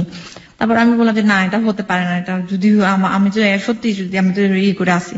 তারপর বাবার সাথে সারা রাত কথা বলছি, বাবা আমাকে বিভিন্ন ভাবে কনভিন্স করলো তোর মাকে দেখতে যাইস, আমি তো আসতে পারলাম না, হ্যান ত্যান কত কিছু বলে বলে। পরে ওই দিন সকালটা কোন রকমে পার করলাম, দুপুর আর পার করতে পারলাম না। এদিকে আমার ভাই ফোন দিচ্ছে তো দিচ্ছে, তুই আয় এক্ষুনি আয়, তুই এক্ষুনি আয়। ওটা আমার কাজিন ছিল, বড় ভাই। তো ও বলতেছে আমি একটা কাজের মধ্যে ব্যস্ত আছি, মানে আমার হাজবেন্ড বলতেছে আমি একটা কাজের মধ্যে ব্যস্ত আছি, তুমি একটু ওয়েট করো বিকেলটা পর্যন্ত, আমি দেখে আসি, তারপর আমরা দুজনে একসাথে যাবো যদি সেরকম কোনো কিছু হয়। আর রোজ তোমার এখানে যাওয়ার প্রয়োজন নেই, কারণ তুমি অনিরাপদ, এরকম। তো আমি আর ওর কথা শুনি নাই, অবাধ্য হয়ে আমি গেছি আমার দাদার সাথে মোটরসাইকেলে করে। উনি আমাকে কি করলো, উনি ওই হসপিটাল সব ঘুরে নিয়ে এসে আমার কাজিনের বাসায় নিয়ে গেল। দেখলাম যে ওখানে আমার মা আছে, কাকা আছে, সবাই পিসিমা টিসিমা সবাই আছে ওখানে। এই অবস্থা। তখনই আমার মার সাথে সাথে আমার মোবাইলটা ক্রোক করলো। আমি তো তখন, আপনার মা ব্রেন স্ট্রোক করেন না, এটা জাস্ট একটা নাটক ছিল আমাকে ধরার জন্য, যেহেতু আমি লোকেশনটা দিচ্ছি না এই জন্য। পরে আমি বুঝলাম যে ও আচ্ছা আমার মোবাইল ক্রোক আছে, তার মানে এখানে সামথিং প্রবলেম, তার মানে আমাকে আজকে নিয়েই যাবে যেভাবে হোক। তো আমি কি করলাম, আমিও তো আমার মায়ের মেয়ে, আমি কি করলাম, ওর মোবাইল থেকে ও বাথরুমে মনে হয় কোথাও গিয়েছিল, ওখান থেকে মোবাইলটা নিয়ে আমি কোন রকমে ওকে এসএমএস করলাম, এনি হাউ তুমি এক্ষুনি আমার হোস্টেলের সামনে আসো, আমাকে নিয়ে যাও, আজকে আমাকে বাড়িতে নিয়ে যাবে, তুমি যেভাবে পারো আসো। ওটা মেসেজ করলাম, আমি ডেঞ্জার। তো এখন আমি চিন্তা করতেছি কিভাবে যাবো এখান থেকে। তো আমাকে বলতেছে তোর জিনিসপত্র নিয়ে আসতে হবে, যা তুই হোস্টেলে তুই যা, আমিও তোর সাথে যাবো, আমরাও তোর সাথে যাবো, তুই জানি না। তো এখন আমি বলছি সেই সময়টা যদি, মানে আমি জানি না সামনের দিকে স্টোরিটা কি, সেই সময়টা যদি আপনাকে নিয়ে যাওয়া হতো, মানে কি ধরনের ফিউচার, কি ধরনের ভবিষ্যৎ আপনার জন্য অপেক্ষা করতো, আপনার কমিউনিটি? আমি বলছি এটা তো বলার অপেক্ষা রাখে না। যাই হোক, সেটা হচ্ছে পরে গেলাম কোন রকম একটা দোকান, ফোন ফিক্সের দোকান থেকে আমার কাছে যে টাকা ছিল সব টাকাগুলো বা ক্যাপচার করেছে, নিয়েছে। পরে 5-10 টাকা এরকম ছিল মনে হয়। 1 মিনিট ওকে ফোন দিয়েছে একটা ফোন ফিক্সের দোকান থেকে, তুমি যেভাবে পারো গাড়ি নিয়ে তুমি আসো আমার হোস্টেলের সামনে, যেভাবে পারো। তো হোস্টেলে গেলাম, আমি এই রুম থেকে ওই রুম থেকে করতে করতে টাইম পাস করতেছিলাম, মানে ওই টাইমের মধ্যে সে যেন চলে আসতে পারে। তো এর মধ্যে আমার একটা বান্ধবী ছিল, মানে বান্ধবী না, হোস্টেলের আর কি পরিচিত। ওকে বললাম যে তোমার ফোনটা থেকে একটু আমি তোমার ভাইয়াকে একটু ফোন করি। তারপর সে বললো যে আমি তো হোস্টেলের সামনে ওই যে গেটে আসছি, এটা নিয়ে। এখন আমি কিভাবে যাব? আমার উপরে আছে হচ্ছে আমার মা আর পিসিমা, আর নিচে আছে হচ্ছে আমার দাদা, আমি কিভাবে যাব? পরে আমার মা আর পিসিমাকে একটা রুমে বন্দি করে আমি অন্য দরজা দিয়ে বের হয়ে আমি চলে গেছি। চলে যাওয়ার পরে নিচে দাদা বলতেছে এই তুই কই যাস? এই তো সামনে যাইতেছি, তুই আয় পিছন তুই বাইকে উঠ। আমি বলছি না, আমি উঠতে পারবো না, আমি হাইটা যেতে পারবো, কোনো সমস্যা নেই। পরে তো ও সামনে আছে, মানে 10 হাত দূরে আছে আর কি, কিন্তু আমার মনে হচ্ছে কত দূর আছে, আমার মনে হচ্ছে এখনই আমি ওর কাছে পৌঁছে যাই, এরকম মনে হচ্ছিল। ও আমার দিকে তাকিয়ে আছে, আমার মনে আছে এখনো সে একটা টিয়া কালারের শার্ট পরেছিল।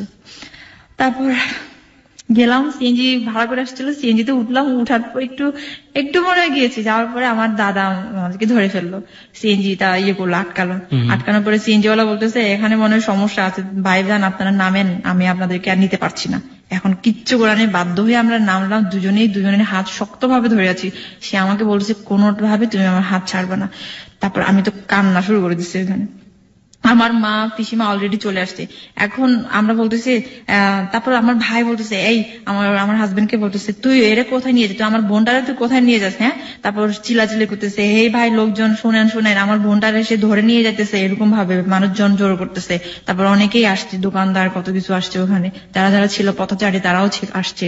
পরে আমি বললাম যে না, ও আমাকে ধরে নিয়ে যাচ্ছে না, আমরা বিয়ে করেছি, দুজনকে অনেক ভালোবাসে, আমরা চলে যাচ্ছি, ওরা আমাদেরকে ডিস্টার্ব করছে। তারপর এর মধ্যে ওরাও একটু হলো, হ্যাঁ ওরা তো ভালোবাসে, তারা চলে যাক, এরকম ভাবে। কিন্তু এর মধ্যে আমার ভাইটা করলো, যেটা বলে আর কি, যে না ও কিন্তু অমুক ধর্মের, মানে অমুক এভাবে বুঝেছে। তারপর ওই লোকগুলো আরো বেশি হয়ে গেল। তারপর বললো যে ঠিক আছে এখানে একটা ব্যবস্থা করতে হবে, বিচার করতে হবে। অমুক ধর্মের মানে ছেলেটার রিলিজিয়নের, হ্যাঁ হ্যাঁ, এটা কেন বললো? যাতে লোকজন তার উপর জোর হয়, এটা হয় যেন আমাকে আটকে রাখতে পারে। ঠিক আছে, তো আমি বললাম যে এটা বলার পর লোকজন কি করলো? হ্যাঁ, লোকজন ঠিকই তাই করলো, এরকম করলো যে এখানে তো মুরব্বী আছে, যেহেতু ওই মেয়েটা এখানেই থাকে তাহলে তো নিশ্চয়ই এলাকারই একটা সমস্যা, তো এটা আমরা এভাবে করবো, লোকজনগুলো বললো। মানে আপনার বরের উপরে তারা চড়াও? হ্যাঁ, চড়াও হলো। ঠিক আছে, পরে ওখান থেকে আমরা দৌড়ে একদম দুজনকে ধরছি একদম সিনেমেটিক কাহিনীর মতো। পিছনে ওরা আসতেছে দৌড়াই দৌড়াই, আমরা যাচ্ছি সামনে এরকম ভাবে। আমরা চাচ্ছিলাম যে কোন রাস্তা ফাঁকা থাকলে আমরা সেদিক দিয়ে বের হয়ে যাবো এরকম, কিন্তু হোস্টেলের সামনেই কাহিনী। হ্যাঁ, হোস্টেলের সামনেই। তারপর ওখান থেকে কমিউনিটি পুলিশ আসলো, আসার পরে আমাদেরকে ধরে ফেললো। ধরার পরে ওখানে একটা সালিশ কেন্দ্র আছে, ওই সালিশ কেন্দ্রে নিয়ে যাওয়া হলো আমাদেরকে দুজনকে। ওখানে তো এর মধ্যে আমাদের কাকা, যারা মানে আত্মীয় স্বজন যারা আছে ঢাকায়, সবাইকে কল করা হয়েছে, সবাই আসছে। এবং আমাদের কমিউনিটির কম হলেও 200 থেকে 250 ছেলে আসছে, এরকম আসছে এই ধরনের ঘটনা শোনার পরে। সব তো এখন তো যেহেতু ফোনে সবকিছুই হয়, এখন কোনো সমস্যা হয় না। তো যাই হোক, আসার পরে ওখানে আমাদেরকে রাখলো সালিশ কেন্দ্রে। ওখানকার পাড়ার মুরব্বী আসলো, চেয়ারম্যান যে আসে, তারপরে আসার পরে ওরা বলতেছে সবকিছু জানাজানি হয়ে গেল। আমাকে মানে কি বলবো, জানাজানি হয়ে গেল। ওখানে জিজ্ঞেস করতেছে মেয়েটার নাম কি, হ্যান ত্যান, ছেলেটার নাম কি, সবকিছু। তারপর বয়স সবকিছু জিজ্ঞেস করলো, আমরা কি করেছি, বিয়ে করেছি, সবকিছুই। তারপর এখন ওরা বলতেছে না, তারা তো ঠিক আছে, ওরা যেহেতু প্রাপ্তবয়স্ক বিয়ে করেছে, এখানে তো আর বাধা দেওয়ার কিছুই নাই, আপনারা তো এখানে আর কিছু করতে পারবে না। আমার মা বাবা মানে কাকা পিসিমাদেরকে বলতেছে। তো আমার মা কিছুতেই মানতে পারে না, কোন রকমে এটা মানা যাবে না, আমার মেয়েকে আমি নিয়ে যাবো যেভাবে হোক। এখন আমাকে জিজ্ঞেস করছে ওই লোকটা, মানে এত মানুষের সামনে, মহিলা আপনার কি হয়? আমি তখন বলেছিলাম আমার কেউ হয় না, আমি ওনাকে চিনি না। আমি আমার মাকে পর্যন্ত অস্বীকার করেছি তখন, বলছি না কেউ না। পরে আমাকে অনেক জোরে একটা থাপ্পড় দিল, এতগুলো মানুষের সামনে আমাকে চুল ধরে টানলো কত। আমি আমার হাজবেন্ডকে জড়াই ধরে আসছে, তো ধরে আসে এত মানুষের সামনে। আমার লজ্জা ভয় ভীতি কোনো কিছু ছিল না তখন, মানে কোনো কিছু না। আমি জানি আমাকে নিয়ে গেলে আমার কি পরিণত হবে সেটা তো আমি খুব ভালো করে জানি, কারণ আমি ছোটবেলা থেকে ওই কমিউনিটিতে বড় হয়েছি, দেখেছি এর আগেও অনেক কিছুই। তো ওটা তো, কিন্তু দুর্ভাগ্য আমাদের, যদিও সবকিছুই আমাদের পক্ষে ছিল। এরপরে পুলিশ আসলো, তেজগাঁও থানার পুলিশ আসলো। আসার পরে তো পুলিশ এসেও বললো যে না, ওরা তো ঠিক আছে, ওরা প্রাপ্তবয়স্ক, ওরা বিয়ে, সমস্যা নাই তো। কিন্তু মানে এখন যেটা হয় আর কি, ক্ষমতার জোর থাকলে আসলে কোনো কিছুই হয় না, আইনও এখানে হার মানে। ওই দিন ঠিক তাই এরকম হয়েছিল। আমার কাকার উপর লেভেলের একজনকে ফোন করা হলো যে এরকম সমস্যা, যেভাবে হোক আমরা ওকে রাখতে চাই, আমাদের মেয়েটাকে আমাদের কাছে রাখতে চাই। তো ওখান থেকে উপর লেভেল থেকে ফোন আসলো ওই পুলিশের কাছে, তেজগাঁও থানার ওসি ছিলেন উনি, ওনাকে ফোন দিয়ে বললো যে যেভাবে হোক মেয়েটাকে মেয়ের মায়ের কাছে ফিরে দাও, আদারওয়াইজ আপনার চাকরি থাকবে না। যে বললো সেও আপনাদের কমিউনিটির? হ্যাঁ, আমাদের কমিউনিটির। তারপর হচ্ছে তো এরকম ভাবে এখন পুলিশটাও তো যেহেতু চাকরি নিয়ে টানাটানি হয়ে গেল, স্বাভাবিক এখন সে আর আমাদের আর পক্ষে থাকতে পারতেছে না। এখন ওকে আমার হাজবেন্ডকে বললো, তো আমার হাজবেন্ড, আমি তো ওকে ছাড়তেছি না, ও আমাকে ছাড়তেছে না, এরকম ভাবে। তা এখন বলতেছে ঠিক আছে তাহলে তোমার বাবা মাকে ডাকো, ওকে বলতেছে। তো ও বলতেছে আমার তো বাবা নেই, মা আছে, মা অনেক বয়স্ক মানুষ, ওনাকে এই কথাগুলো বলা যাবে না। বলছে তাহলে তোমার ভাই তো আছে? বলছে না, ভাইকেও ডাকা যাবে না, এরকম সমস্যা, কারণ ওর ফ্যামিলিতে এগুলো এখন পর্যন্ত জানায়নি। এখনো পর্যন্ত এইটা বলছি। তারপর এই অবস্থা। এখন শুধু ঢাকায় কি আছে, ঢাকায় ওর একটা দুলাভাই আছে, ও যে বাসায় থাকতো ওই বাসার মালিক আর কি, হ্যাঁ, দুলাভাই থাকে।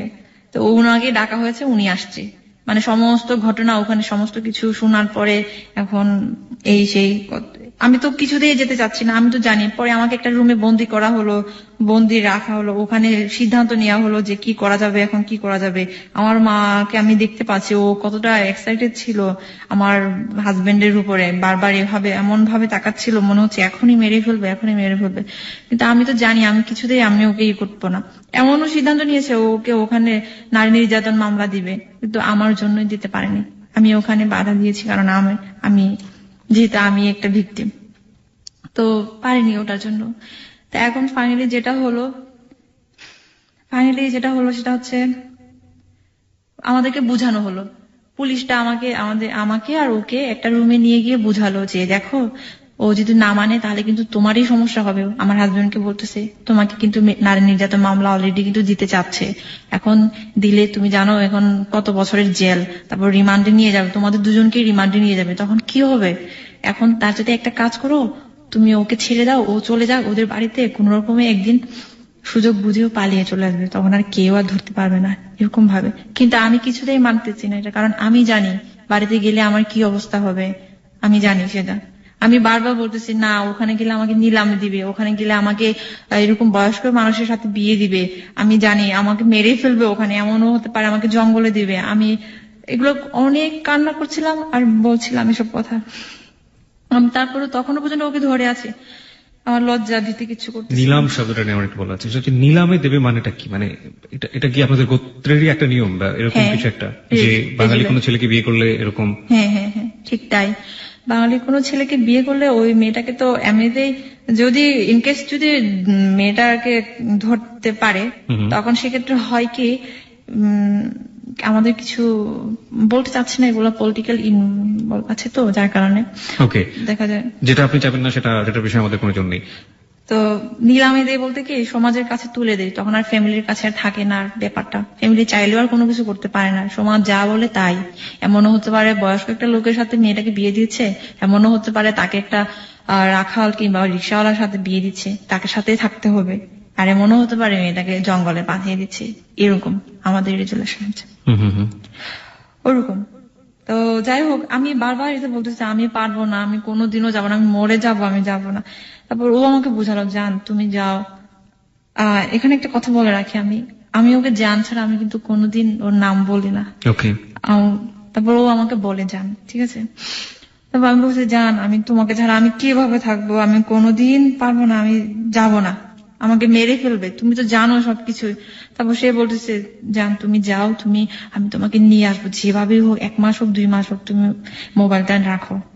ওর 2টা মোবাইল ছিল, একটা মোবাইল আমাকে চুরি করে দিছে, আমি মোবাইলটা কোন রকমে আমি একটা করে রাখলাম। এর মধ্যে কিন্তু আমাদেরকে সবাই যে যার মতো করে ভিডিও করতেছে, হ্যান ত্যান করতেছে, কত কিছু করে। মানে ওই সময়টাতে ভিডিও করছে? হ্যাঁ, ভিডিও করছে অনেকেই। আপনার যে ছেলেগুলোর কথা আপনি বলছেন, আপনার কমিউনিটির বিভিন্ন ছেলেরা এগুলো ভিডিও করতেছে, আপনাদের যে টর্চার গুলো হচ্ছে ভিডিও করছে? হ্যাঁ, আমাকে ওখানে অনেক মারছে, ওকেও মারছে। তারপর পরে ওখান থেকে বের হলাম, অনেক কাঁদতেছি আমি জানি আমার কপালে কি আছে, কিন্তু জানি না ওর তখনকার ফিলিংসটা কেমন ছিল আমি এটা জানি না। আমার ফিলিংসটা ছিল এটাই যে আমি ওকে হারালাম, আমার জীবন থেকে আমি হারালাম। তো গেট থেকে বের হওয়ার সময় ওকে পুলিশে নিয়ে যাচ্ছে, আমাকে আমার মা বাবা আমার আত্মীয় স্বজন আমাকে ধরে রাখছে, আমার মা এমন ভাবে ধরে রাখছে আমি মনে আসামি। পরে ওকে ওরকম ভাবে আমি বললাম যে জান আমি যাচ্ছি, আমি জানি তোমার সাথে আমার আর কোনোদিন দেখা হবে না আর এই জীবনে, তুমি ভালো থেকো, এটা শুধু বলছিলাম, কান্না করছিলাম। পরে ওকে নিয়ে গেল থানায় নাকি কোথায় নিয়ে গেলো জানি না, থানায় মনে হয় নিয়ে গেছে। পরে আমাকে হোস্টেলে নিয়ে আসলো, হোস্টেলে আসার পরে আমার মা অনেক মারছে আমাকে, ও অনেক মারছে, চুল ধরে এসেছে। পরে একটা পর্যায়ে আমি সেন্সলেস হয়ে গেলাম ওখানে। সেন্সলেস হওয়ার পরে আবার সেন্স ফিরে আসলো, দেখলাম যে হোস্টেলে অনেক জোরসোরো হয়ে আছে। ওর মধ্যেও আমি ওর সাথে যোগাযোগ করতে চাচ্ছিলাম, কিন্তু পারতেছিলাম না, কারণ আমার কাছে ফোন টোন কিছুই ছিল না। পরে আমি জানি, পরে ওখান থেকে সার্টিফিকেট সবকিছু নিয়ে বের করা হলো আমাকে। একসাথে রিক্সায় উঠলাম, কাকা, আমি আর আমার মা আমাকে এমন ভাবে ধরে রাখছে যেন আমি রিক্সা থেকে যেন পড়তে না পারে। আমি বারবার চাচ্ছিলাম যে আমি মরে যাব, রাস্তায় অনেক বড় বড় ট্রাক গাড়ি যাচ্ছে, তো ওখানে আমি পড়ে যেতে চাচ্ছিলাম, আমি নিজে থেকেই আমি বাঁচবো না এরকম। তো আমাকে এমন ভাবে ধরছে যে যেন আমি পড়তে না পারি এরকম। পরে বাসায় নিয়ে যাওয়ার পর বাসায় নিয়ে যাওয়ার পর আমি শুধু কান্না করতেছি। আমাদের অনেক লোকজন আসছে, ওখানে আমাকে অনেক কিছুই বলতেছে যে এত শিক্ষিত একটা মেয়ে, এত মেয়ে কিভাবে এই কাজটা করতে পারলো, এটা তো সম্ভব না, ওকে তো এর চেয়ে আরো বেশি করা উচিত। আচ্ছা, আমি আরেকটা কথা বলতে ভুলে গেছি, সেটা হচ্ছে ওই সালিশ কেন্দ্রে যখন ছিলাম তখন একটা অঙ্গীকারপত্র দিতে হয়েছিল। সেটা হচ্ছে আমার মা বাবারও অঙ্গীকারপত্র দিতে হয়েছে যে মেয়েকে যদি আমরা ঘরে নিয়ে যাই, বাড়িতে নিয়ে যাই, ওর উপর মানসিক বলেন শারীরিক বলেন কোন রকমের টর্চার করতে পারবো না। আর আমার হাজবেন্ডের দিতে হয়েছিল হচ্ছে এরকম যে এই মেয়েটাকে ওর বাবা মার অমতে কিংবা ওর অমতে আমি আর কোনোদিন ওকে নিয়ে আসতে পারবো না, যদি নিয়ে আসি তাহলে আমার এ ধরনের সমস্যা হবে। সিগনেচার সবকিছু দিতে হয়েছে, আমারও দিতে হয়েছে, ওরও দিতে হয়েছে। কিন্তু এগুলো তো আর কে মানে, এসব কথা আর কে মানে, আমার বাবা মা তো মানেই নাই, এই যে অত্যাচার বলেন যেটা বলেন আর কি। কোন রকমে ওই কাজিনের বাসায় নিয়ে গেলো, আমি কান্না করতেছি অনেক। আমি আমার মাকে বলতেছি, মা দেখো তোমার সাথে আমার একটা গোপন কথা আছে। তারপর মা বলেছে, কি কথা বলো, বলতেছে আমার সাথে কথাই বলতে চাচ্ছে না এরকম। তারপর আমি বললাম যে মা দেখো আমি আমি আমি আমি যাবো না, তুমি আমাকে নিয়ে কি করবা, আমি তো একদম নষ্ট হয়ে গেছি। বললাম যে আমার শরীর আমার গর্ভে ওর সন্তান বেবি আসছে। আমি তো, এটা কি সত্য ছিল? হ্যাঁ এটা সত্য ছিল, কিন্তু তখনও পর্যন্ত আমি জানতাম না আর কি, যে আমার একটা ইয়ে ছিল আর কি। আমি বলেছিলাম এই কারণে যে আমি যেন আমি রেহাই পাই, তারপরও যেন আমাকে যেন তারপর মা এটলিস্ট মেয়ে তো এরকম ভাবে যেন আমাকে ইয়ে করে। মানে আপনি এটা বলেছিলেন কিন্তু আপনি নিশ্চিত ছিলেন না, পরবর্তীতে সত্যই ছিল? পরবর্তীতে সত্যই ছিল। পরে ওভাবে আমাকে নিয়ে গেল, ওটা শোনার পর তো আরো বেশি ক্রেজি হয়ে গেল আমার উপর, না এই রক্তকে জীবনীয় আমরা নিব না এরকম ভাবে আর কি, প্রয়োজনে আমার মেরে ফেলবে এই অবস্থা। পরে বাড়িতে নিয়ে গেল, বাড়িতে সারা রাত পাহারা দিয়ে নিয়ে গেল, পুলিশ পাহারা দিয়ে, যেন ও কোনো সমস্যা কোনো করতে না পারে এরকম পাহারা দিয়ে নিয়ে যাওয়ার পরে এমনও চেষ্টা করেছি আমি, জানলা খোলা ছিল, জানলা দিয়ে আমি বাস থেকে আমি লাফ দিতে চেয়েছিলাম যাওয়ার সময়, এরকম এমনও চেষ্টা করেছি, কিন্তু ওটা পারি নাই। আমার পিসিমা সব সময় আমার সাথে একদমই টোটালি চোখের পাতা এক করে নাই, সারা রাত ওই দিন আমাকে পাহারা দিচ্ছে, গাইড দিচ্ছে। পরে ওরকম ভাবে বাড়িতে নিয়ে গেলো, সকাল হলো, প্রথমে কাকার বাসায় আমাকে অনেক অত্যাচার করা হলো, অনেক ভাত পর্যন্ত খেতে দেয় নাই, অনেক এমন ভাবে। তারপর আমার মা যখনই ওটা শুনতে পারলো যে আমি এরকম কনসিভ করেছি এই সেই এগুলা, বলতেছে তুই এরকম একটা পাপী মেয়ে, তোরে এই দুনিয়াতে রাখা উচিত না, তোরে আজকেই মেরে ফেলা উচিত, তোরে এরকম এইগুলা এই রক্তগুলা অজাতের রক্ত এনতেন এগুলো বলে বলে অনেক কিছু বকা দিচ্ছে আমাকে, অনেক কিছুই।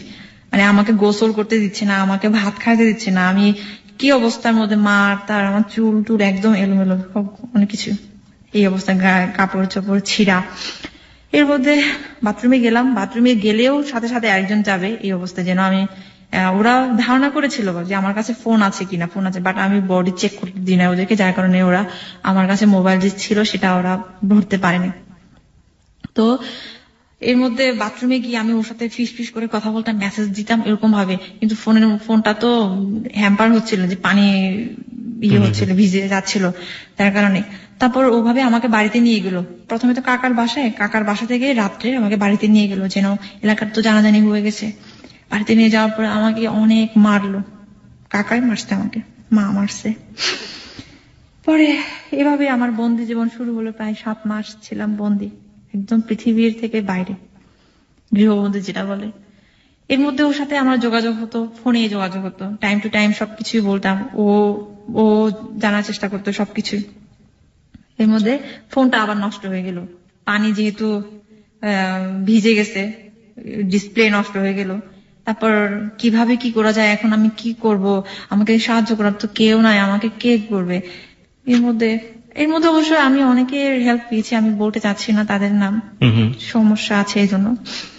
তো যাই হোক, ফাইনালি যেটা হলো, এখন আমার বেবিটাকে নষ্ট করাবে। আমি তো তখনও পর্যন্ত কিন্তু আমি শিওর ছিলাম না, যেদিন 1 মাস হওয়ার পরে আমার মা আমার জন্য একটা নিয়ে আসলো চেক করার জন্য আর কি। পরে দেখলো যে হ্যাঁ এটা সত্যি। এখন তো আমি আরো বেশি হয়ে গেলাম, ইমোশনাল হয়ে গেলাম। আমি কোন রকমে কোনোদিনও না, তারপর কোনোদিনও না, ও আমাকে বলতেছে না তুমি এটা কোনোদিন নষ্ট করো না, কোনোদিন না, যেভাবে পারো বুঝাও ওদেরকে, বলে পালিয়ে চলে আসো, হ্যান ত্যান এগুলো বলে। তারপর আমিও আমার মাকে বুঝালাম, মা আমি বাঁচবো না। এখন আমার মা কি করেছে, এমনও দিন গেছে আমাকে পেটে লাথি দিছে শুধুমাত্র ওটার জন্য যে একটা অজাতের রক্ত আছে তোর গায়ে, এইভাবে বলে। পরে আমাকে অনেক লাথি দিত, মা পেটে লাথি দিত যেন আমি করি। পরে আমার বাবাকে আমি বলেছি, আমার বাবাকে পর্যন্ত বলেছি নির্লজ্জের মতো, বাবা আমার শরীরে তো ওরই রক্ত আছে, আমাকে ছেড়ে দাও না, আমার ভবিষ্যতে আমি নিজে গড়বো, আমি চলে যাব ওর কাছে। কিন্তু বলে কি না, তোরে এখানে রাখবো, এখানে রাখা তোরে আরেকটা ছেলের সাথে বিয়ে দিব, ব্যাস এটা হচ্ছে কথা। এখন আর কিছু নাই। আমার পিসিমাকে অনেক বলেছি, পিসিমাও কোন রকমে কেউ রাজি হয় না। ইভেন ওর সাথে পর্যন্ত ফোনে কথা বলাইছে, পিসিমা ওর সাথে অনেকক্ষণ, প্রায় আধা ঘন্টা 1 ঘন্টা কথা বলেছে ওই বিষয়টা নিয়ে, যেন বাচ্চাটাকে নষ্ট না করে, এগুলা নিয়ে।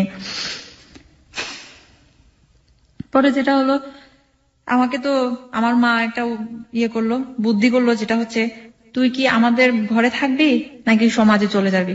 সমাজে যদি তুই যদি বাচ্চাটাকে রাখতে চাস তাহলে তুই সমাজে চলে যাইতে, মানে মোট কথা হচ্ছে নিলামে দিবে তখন। আর যদি তুই বাচ্চাটা নষ্ট করিস তাহলে তখন কিন্তু তুই আমাদের কাছে থাকতে পারবি। ব্যাস, এখন তুই কোনটা চাস বল, তুই কি তোর জীবনটা চাস নাকি তুই বাচ্চাটা চাস। এখন আমি বলি আমি আমার বাচ্চাটাকে আমি যেভাবে পারি আমি ওটাকে আমি করবো যেভাবে পারি। এর মধ্যে কিন্তু আমাকে অনেক জায়গায় নিতে চেয়েছিল আমার মা, ম্যাটারনিটি হসপিটালে, এটা ওয়াশ করার জন্য, বাট আমি করি নাই। যেভাবে হোক, পরে সেও আমাকে ফোনে কন্টিনিউ বলতেছে, না তুমি এটা কোনোদিন করবে না, এটা করলে কিন্তু তোমার ভবিষ্যতে সমস্যা হতে পারে, ফিজিক্যালি অনেক কিছু, কোনোদিন না কোনোদিন এমন হতে পারে তুমি আর কখনো মা হতে পারবে না এমনও। তারপর আমি ওগুলো শুনে শুনে আরো বেশি ভয় পেয়ে গেছি। পরে আমার মা তো নাছরবান্দা, যেভাবে পারে। আমার কাকা আসতেছে, কাকা এসে আমাকে মারতেছে, গায়ের উপর হাত দিচ্ছে। আমি ওদেরকে বললে আর পর্যন্ত পাচ্ছি না যে তোমরা তো অঙ্গীকার পত্র দিয়ে আসতো, কেন তোমরা আমাকে আমার গায়ে হাত দিচ্ছ। এখন যদি আমি পুলিশের কাছে ফোন করি তাহলে তো তোমরা এই কেসে পড়বা, এইগুলা পর্যন্ত বলেছি আমি। পরে আমার মা বলেছে ওগুলা কিচ্ছু ছিল না, ওগুলো একটা অভিনয় ছিল, জাস্ট কিছুই না, তোকে নিয়ে আসার জন্য তোরে মারবো না। বারবার একটা জিনিস আসছে, সেটা হচ্ছে মার কথা আসছে, মানে যেখানে আসলে বাবার থাকার কথা সেখানে মা। অ্যাকচুয়ালি আমাদের ফ্যামিলিতে আমার মাটাই একটু বেশি, মানে আপনাদের কমিউনিটিতে মাটাই প্রাধান্যটা বেশি। আমাদের কমিউনিটি বলতে কি, মানে এক একজনের ফ্যামিলি এক এক ধরনের, আমাদের ফ্যামিলিতে হচ্ছে আমার মা একটু প্রাধান্য বেশি আর কি। তো যাই হোক, বাবাও আছে কিন্তু বাবা একটু শান্তশিষ্ট, আমার মা বেশি ক্রেজি, একদম অনেক বেশি এক্সাইটেড। তো যাই হোক, যেটা হোক, উনিও অনেক মানুষের সাথে মিশে সমিতি করে, এই জন্য হয়তো বা উনি একটু এরকম আমার মা। তো যেটা হচ্ছে ফাইনালি আমার জন্য একটা ওষুধ নিয়ে আসলো, গাইনোকোসিড নামে একটা ওষুধ নিয়ে আসলো। ওটা ওদের সামনে আমাকে খেতে হলো, বিশ্বাস করে না যে আমি খাবো কিনা, এটা ওদের সামনে আমাকে খেতে হলো। তো আর কি করা, সব শেষ, যেটুকু আশা ছিল সব শেষ। পরে ওভাবে আমাকে গ্রামে পাঠালো, গ্রামের জঙ্গলের মধ্যে থেকে আমি ওকে ফোন দিতাম, ফোন দিয়ে ওর সাথে কথা হতো। এর মধ্যে 2-3টা ফোন আমি আমার কাছ থেকে কেড়ে নিয়েছে, যেভাবে হোক পেয়েছে। তারপরে এর মধ্যে আমি আবার ম্যানেজ করেছি, এগুলো আমি বলতে চাচ্ছি না কিভাবে ম্যানেজ করেছি এগুলো, কারণ সমস্যা আছে এই জন্য। পরে গ্রামে যাওয়ার পরে ওখানে আমাকে প্রায় 1 মাসের মতো রাখছিল গ্রামে। ইচ্ছে করে গ্রাম থেকে নিয়ে আসে না, গ্রামে তো কোনো নেটওয়ার্ক নেই, কোনো কিছু নেই, যেন আমি ওর সাথে যোগাযোগটা করতে না পারি। আর এগুলা ওকে যেন ভুলে যায়। ওখানে গিয়ে ওকে আমি চিঠি পাঠাতাম, অনেক বড় বড় করে চিঠি পাঠাতাম, কুরিয়ারে করে চিঠি দিতাম অনেক ওর প্রতি। কিন্তু ও কেমন হয়েছিল, প্রথম দিকে ও ভালোই ছিল, যোগাযোগটা ভালোই করছিল, কিন্তু শেষের দিকে এসে সে কেমন একটু খাপছাড়া হয়ে গেল। আমি ওকে আর আগের মতো করে আর পাচ্ছি না, ও আমাকে অ্যাভয়েড করা শুরু করলো। তখন আমার অনেক বেশি কষ্ট, তো আমার মনে হতো আমি আর বাঁচবো না, এত কিছু করলাম, আজকে সে আমার সাথে এরকম করছে। পরে যাই হোক, ওভাবে আসার পরে ফাইনালি যেটা হলো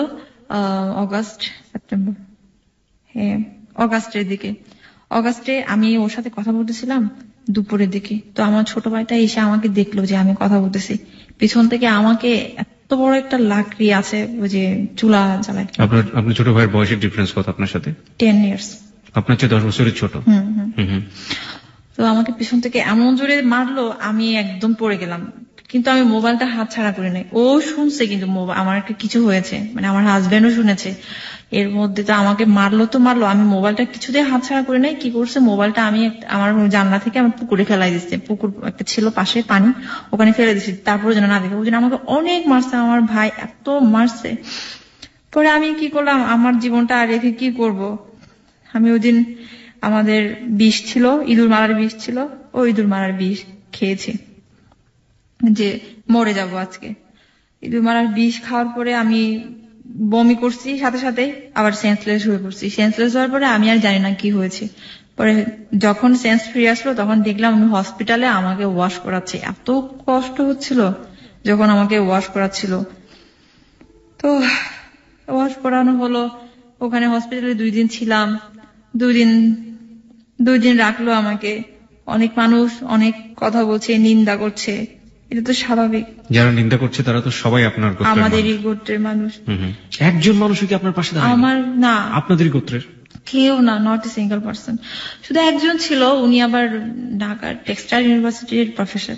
উনি বলছিল যে ওকে ছেড়ে দিন না, ওর জন্য তো খারাপ লাগতেছে আমার, বেচারি ও তো মরেই যাবে, ওকে ছেড়ে দিন, যাকে ভালোবাসে তার। উনি বলছিল শুধুমাত্র। এই কথা শোনার পরে আমার কাকা বলে কোনো দিনও না, ওকে মেরে ফেলা হবে, তারপর মরে যাক, তারপর ও ছেলের কাছে যাবে না। তারপর আমার মা বলে ওরকম একটা ছেলের সাথে আমার মেয়েকে দিব কোনো দিনও না, যে ছেলে কিনা এইগুলা করে রাস্তার ফকিরের মতো করে ফেরিওয়ালা করে করে বেড়ায়, তার সাথে দেখতে কেমন, হ্যান ত্যান কত কিছু বলতো, আমাকে বলতো। আমার এগুলো শুনে আমার অনেক কষ্ট হতো, আমি অনেক কান্না করতাম, প্রতিবাদও করতে পারতাম না, শুধু বলতাম যে আমি ওকে অনেক ভালোবাসি, তোমরা যতই যাই বলো না কেন, কোনো দিনও না। এর মধ্যে ওকে আবার কেস করতে চেয়েছিল ওখান থেকেই। তা আমি বলেছি, আমাকে অনেকবার কনভিন্স করানো হয়েছিল, আমি বলছি কোনোদিনও না, আমাকে মেরে ফেলো, তারপরে তোমরা ওকে কেস করতে পারবে না। শুধুমাত্র আমার কারণে কেস করতে পারে নাই, নাহলে কিন্তু কেস হয়ে যেত ব্যাপারটা। তাহলে পরে এর মধ্যে আমাকে হসপিটাল থেকে বাড়িতে নিয়ে আসা হলো। ও জানে এগুলা সব, আমার মানে শুভাকাঙ্ক্ষী আর কি, সে ওকে মেসেজ করে পাঠাইছে দিদির এই অবস্থা, এগুলা ও জানে এগুলা সব। এর মধ্যে আমি ওকে বললাম যে দেখো আমার আর এখানে থাকা সম্ভব না, তুমি আমাকে কবে নিয়ে যাবা। ও আমাকে এই মাস ওই মাস বলে বলে ওভাবে রাখতে রাখতে ফাইনালি যেটা বলছে ডিসেম্বর ছাড়া আমি তোমাকে নিয়ে আসতে পারছি না। আপনি যাকে বিয়ে করলেন সে? তারপর আমি বললাম ডিসেম্বর পর্যন্ত আমি কিভাবে থাকবো। এর মধ্যে আমাকে আরেকটা বয়স্ক একটা লোকের সাথে আমার বিয়ে ঠিক করেছে, যে কিনা সুইজারল্যান্ডে থাকে। সে কি আপনাদের কমিউনিটির? হ্যাঁ, আমাদের কমিউনিটিরই ছিল, কিন্তু বয়সে অনেক ডিফারেন্স, অনেক।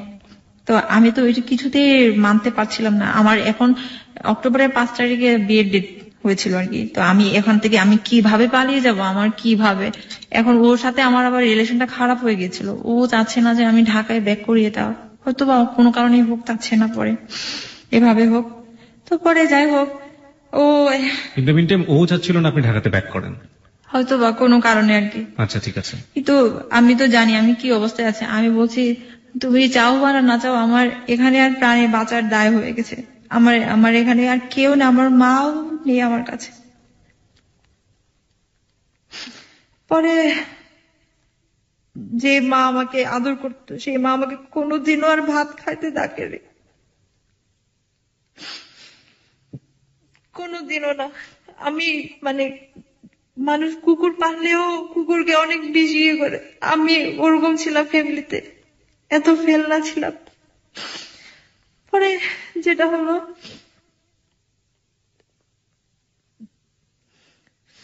ফাইনালি আমার একটা ফ্রেন্ডের মাধ্যমে, ঢাকারই ওই ফ্রেন্ডের মাধ্যমে আমি সবকিছু যোগাযোগ করলাম যে কিভাবে কি করব। এমন আমার হাজবেন্ড এটা বলেছে যে তুমি যদি ঢাকায় আসো তাহলে আমি কিন্তু তোমার মাকে বলে দিব যে তোমার কাছে মোবাইল আছে, এটা আমি বলে দিব। আমি এটা শোনার পর তো আমি একদম বেশি হয়ে গেছিলাম যে কিভাবে সে এই কথাটা বলতে পারলো। কিন্তু আমি জানি ওখানে আমার পক্ষে আর থাকা সম্ভব হচ্ছে না, সম্ভবই না। ওখানে থাকা মানে হচ্ছে মৃত্যু, আর কিছুই না। পরে আমি আসলাম, যেভাবে হোক একটা দিন আসলো। আমি সময় খুঁজতেছিলাম, সুযোগ খুঁজতেছিলাম, আমি কিভাবে আসবো। এর মধ্যে আমার বাবা মা যদি অফিসে চলে যায়, আমি এই সুযোগগুলো খুঁজতেছিলাম। আমি ওরকম ভাবে একটা দিন আসলো, সময় আসলো যে অনেক কিছুই আছে, অনেক কিছুই। পরে আমার কাছে একটা বোরকা ছিল, ওই বোরকাটা ম্যানেজ করেছি আর কি, যেভাবে হোক আমি।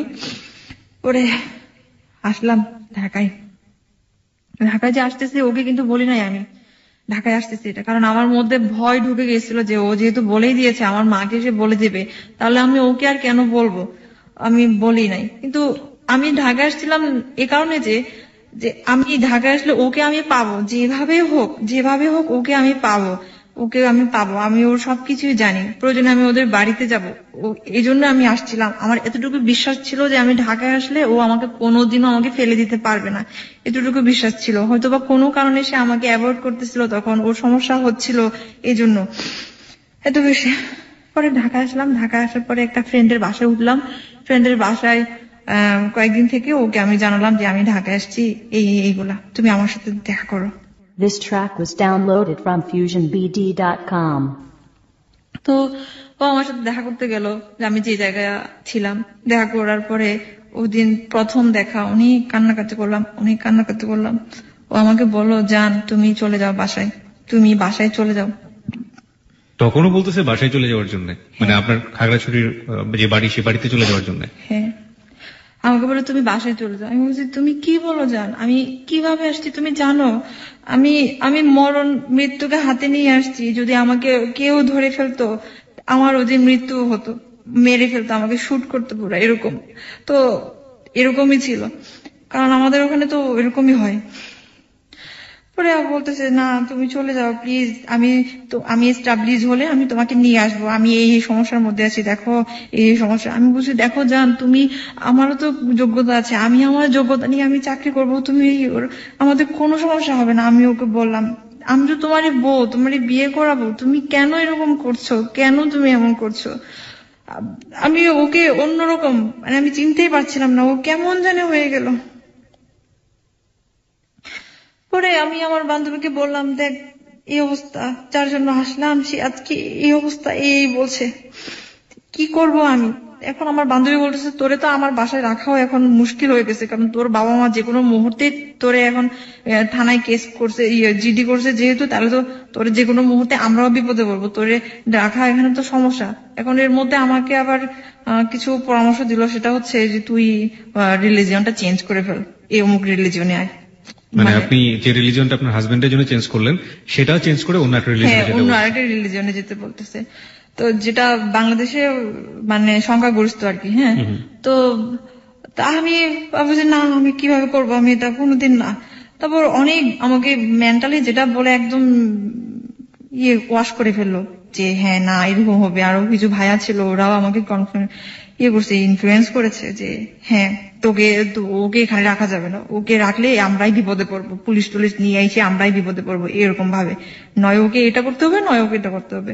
তা আমি তখন ওকে বললাম যে দেখো জান, আমাকে তো এরকম করতে বলতেছে, আমি কি করব, তুমি তো আমাকে নিয়েও যাচ্ছ না, তাহলে আমাকে যদি নিয়ে যায়। তারপর সে তখন আমাকে তেমন একটা কিছুই বলে নাই, পরে আমি সিদ্ধান্ত নিলাম আমি আর কি করব, আমার কিচ্ছু করার বাকি নেই, এখন আমাকে বাঁচতে হবে, আমার কোথায় যাব আমি এখন? আমি পরে রিলিজন চেঞ্জ করার জন্য আমি সবকিছু এগ্রি হলাম। তবে ওখানে একটা ভাইয়া ছিল, ওই ভাইয়াটা সবকিছু একটা উকিলের সাথে কথা বলে হ্যান ত্যান কত কিছু সব পেপারস রেডি করছে, এবং ওনার সাথেও গিয়েছি আমি কোর্টে, যাওয়ার পরে সিগনেচারও করেছে, কিন্তু ওই যে ম্যাজিস্ট্রেটটা অ্যাবসেন্ট ছিল, যার কারণে আর ওটা হয়নি। তো ওই দিন আবার আমার হাজবেন্ড ওখানে গিয়েছে, আমার বান্ধবীর সাথে অনেকক্ষণ কথা বলেছে এই বিষয়গুলো নিয়ে। ওরও অনেক মন খারাপ ছিল, আসার সময় ফোনে কথা হয়েছে, ফোনে আমি কান্না করতেছি, বারবার ও ফোন দিচ্ছে, কাঁদতেছি, কথা বলতেছি, বলছে জান তুমি এই কাজটা করলা, এই কাজটা যদি করো তোমার সাথে আমার আর কোনোদিন দেখা হবে না, কোনোদিন মিলন হবে না, যেটুকু মিলন হওয়ার কথা ছিল সেটাও আর হবে না। আমি বলছি এগুলো তো তোমার জন্যই হচ্ছে, তুমি কেন আমাকে তুমি নিয়ে যাচ্ছ না, আমি তোমার জন্যই আসছি। পরে বলতেছে তুমি এটা করো না, আমি তোমাকে নিয়ে যাব, যেভাবে আমি তোমাকে নিয়ে যাব। এটা বলার পরে আমি আর একটু মনে একটু আশ্বাস পেলাম। তাহলে আমি আমার বান্ধবীকে বললাম, আমি যেটা করেছি আমি এটা আর করতে পারবো না, এখানেই শেষ। তারপর এখন আমার বান্ধবী আমার উপর খেপে গেছে, যেহেতু আমি ওর বাসায় এতদিন ছিলাম, এখন বলতেছে তুই পৃথিবী একদিকে, তোর জামাই একদিকে, তুই কি করতেছস, তুই তোর জামাইটারে বেছে নিতেছ। আমি বলছি অবশ্যই, আমি আমার জামাইয়ের জন্য আমি আসছি, এখন তুই যা বলিস না কেন। আমি এখন ওর সাথে আমার একটু সম্পর্কটা খারাপ হয়ে গেছিল, ফাইনালি সে যেটা করলো আমাকে আর ওর বাসায় রাখলো না। আর এখন আমার হাজবেন্ড একটা বাসা নিয়ে ওখানে আর একটা বাসায় রাখলো আমাকে। ফার্স্ট টাইম আপনারা একটা বাসা নিলেন এবং সে বাসাটায় উঠলেন? ওকে, সাবলেট আর কি, সাবলেটে। হ্যাঁ, ওটা ওখান থেকে আমাদের সংসার শুরু হয়। এই তো কত সালে সংসারটা শুরু হলো? 2010 নভেম্বরে 26 তারিখ।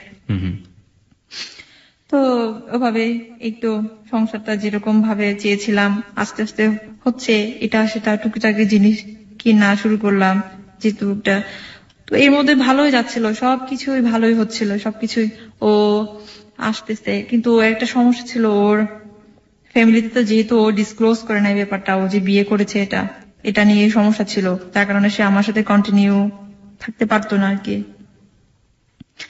তো এরকম ভাবে আসা যাওয়ার মধ্যে থাকতো পরে আমি এর মধ্যে আমি একটা চাকরিতে জয়েন করলাম স্কুলে, ওটাও আরেকটা স্কুলে ছিল, স্কুলে জয়েন করলাম। এভাবেই চলতেছিল, ভালোই চলতেছিল।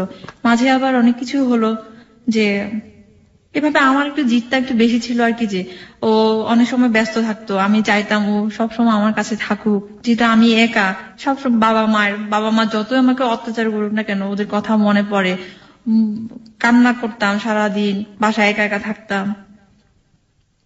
পরে ও আমার একটু জিদ বেশি ছিল, জিদটা এরকম ছিল যে ও যদি ব্যস্ত থাকতো আমি ফোন দিলে রিসিভ না করলে আমি শুধু ফোন দিতেই থাকতাম। তো ওইগুলো পছন্দ করতো না, একদমই অপছন্দ করতো। তো এরকম ভাবে ও মাঝে মাঝে আমাকে করতো, ঝাড়ি টাড়ি দিত এমন। তো পরে যাই হোক একদিন কি করলাম, সে আমার জন্য একটা জিনিস নিয়ে আসলো, একটা গিফট নিয়ে আসলো আর কি, একটা গিফট নিয়ে আসলো। ওই প্যাকেটটা ওদের এলাকারই একটা দোকানের প্যাকেট ছিল। তো আমার তো ওর কারো নাম্বার আমার কাছে ছিল না, যেটা আমার একটা আনসার্টেন একটা লাইফ, সে আমাকে আদৌ কি ওর বাড়িতে নিয়ে যাবে নাকি কি যাবে, আমার এগুলো নিয়ে একটু টেনশন ছিল আমার। সরি। পরে আনসার্টেন, তো আমি কি করলাম, ওই নাম্বারে ফোন দিলাম, ওই নাম্বারে ফোন দিয়ে বললাম যে এটা কি অমুক জায়গা, বললো যে হ্যাঁ অমুক জায়গা। এটা কি অমুক দোকান, বলছে হ্যাঁ অমুক দোকান। আচ্ছা, তারপর আমি ডিটেলস বললাম, ওর ভাই সম্পর্কে তো জানি এই জন্য।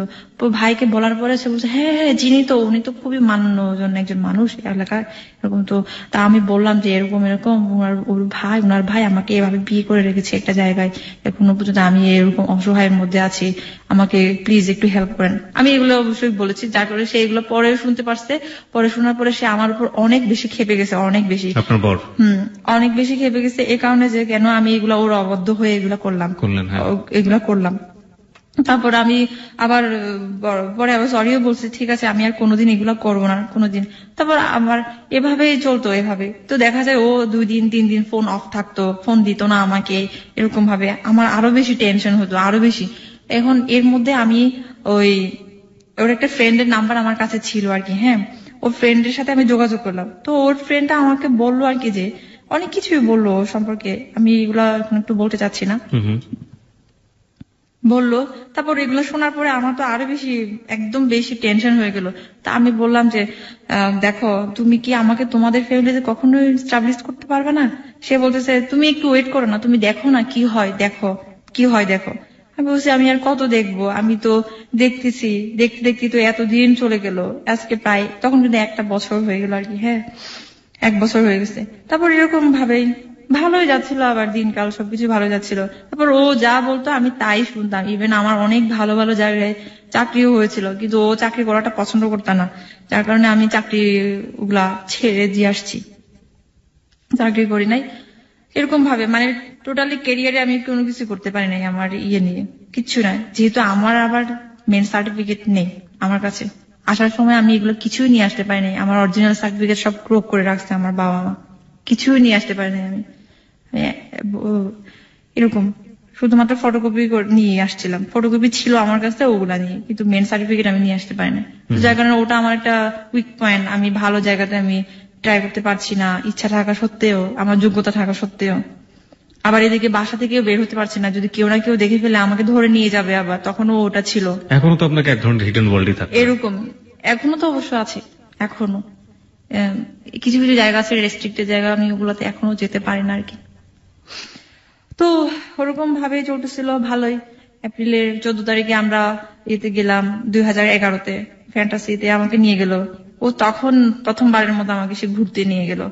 এরকম ভাবে এভাবে ভালোবাসা ভালো লাগা সবকিছুই ঝগড়া এটা সেটা হতো এর মধ্যে, অনেক কিছুই। তারপর আমরা বাসায় চেঞ্জ করলাম, বাসা চেঞ্জ করে আরেকটা বাসায় গেলাম। এখন যে বাসা আছে আপাতত এখানে 1 বছর হয়ে গেছে, গত বছর জুনে আমরা উঠেছি আর কি, এবছরই 1 বছর হয়ে গেল। মাসির কথা না বললেই না, উনি এখন আমার মায়ের মতো, এখন উনি আমাকে নিজের মেয়ের মতো করেই দেখে আর কি। উনি জানেন সব স্টোরি? হ্যাঁ উনি সবই জানেন, উনি কি আপনাদের কমিউনিটির নাকি আলাদা? উনি আমার হাজবেন্ডের কমিউনিটি আর কি, মানে তো যাই হোক, উনি সবকিছুই জানে। উনি আমাকে নিজের মেয়ের মতো করে আশ্রয় দিল, একদমই নিজের মেয়ের মতো করে। যেহেতু আমার হাজবেন্ড সবসময় আসতে পারে না, আমাকে সবকিছুই দেখাশোনা, ভালো যেটা বলে সবকিছুই করে উনি, সবকিছুই। তো ফাইনালি যেটা হলো, আমার হাজবেন্ড আস্তে আস্তে আমার কাছ থেকে একটু ডিটাচ হচ্ছে।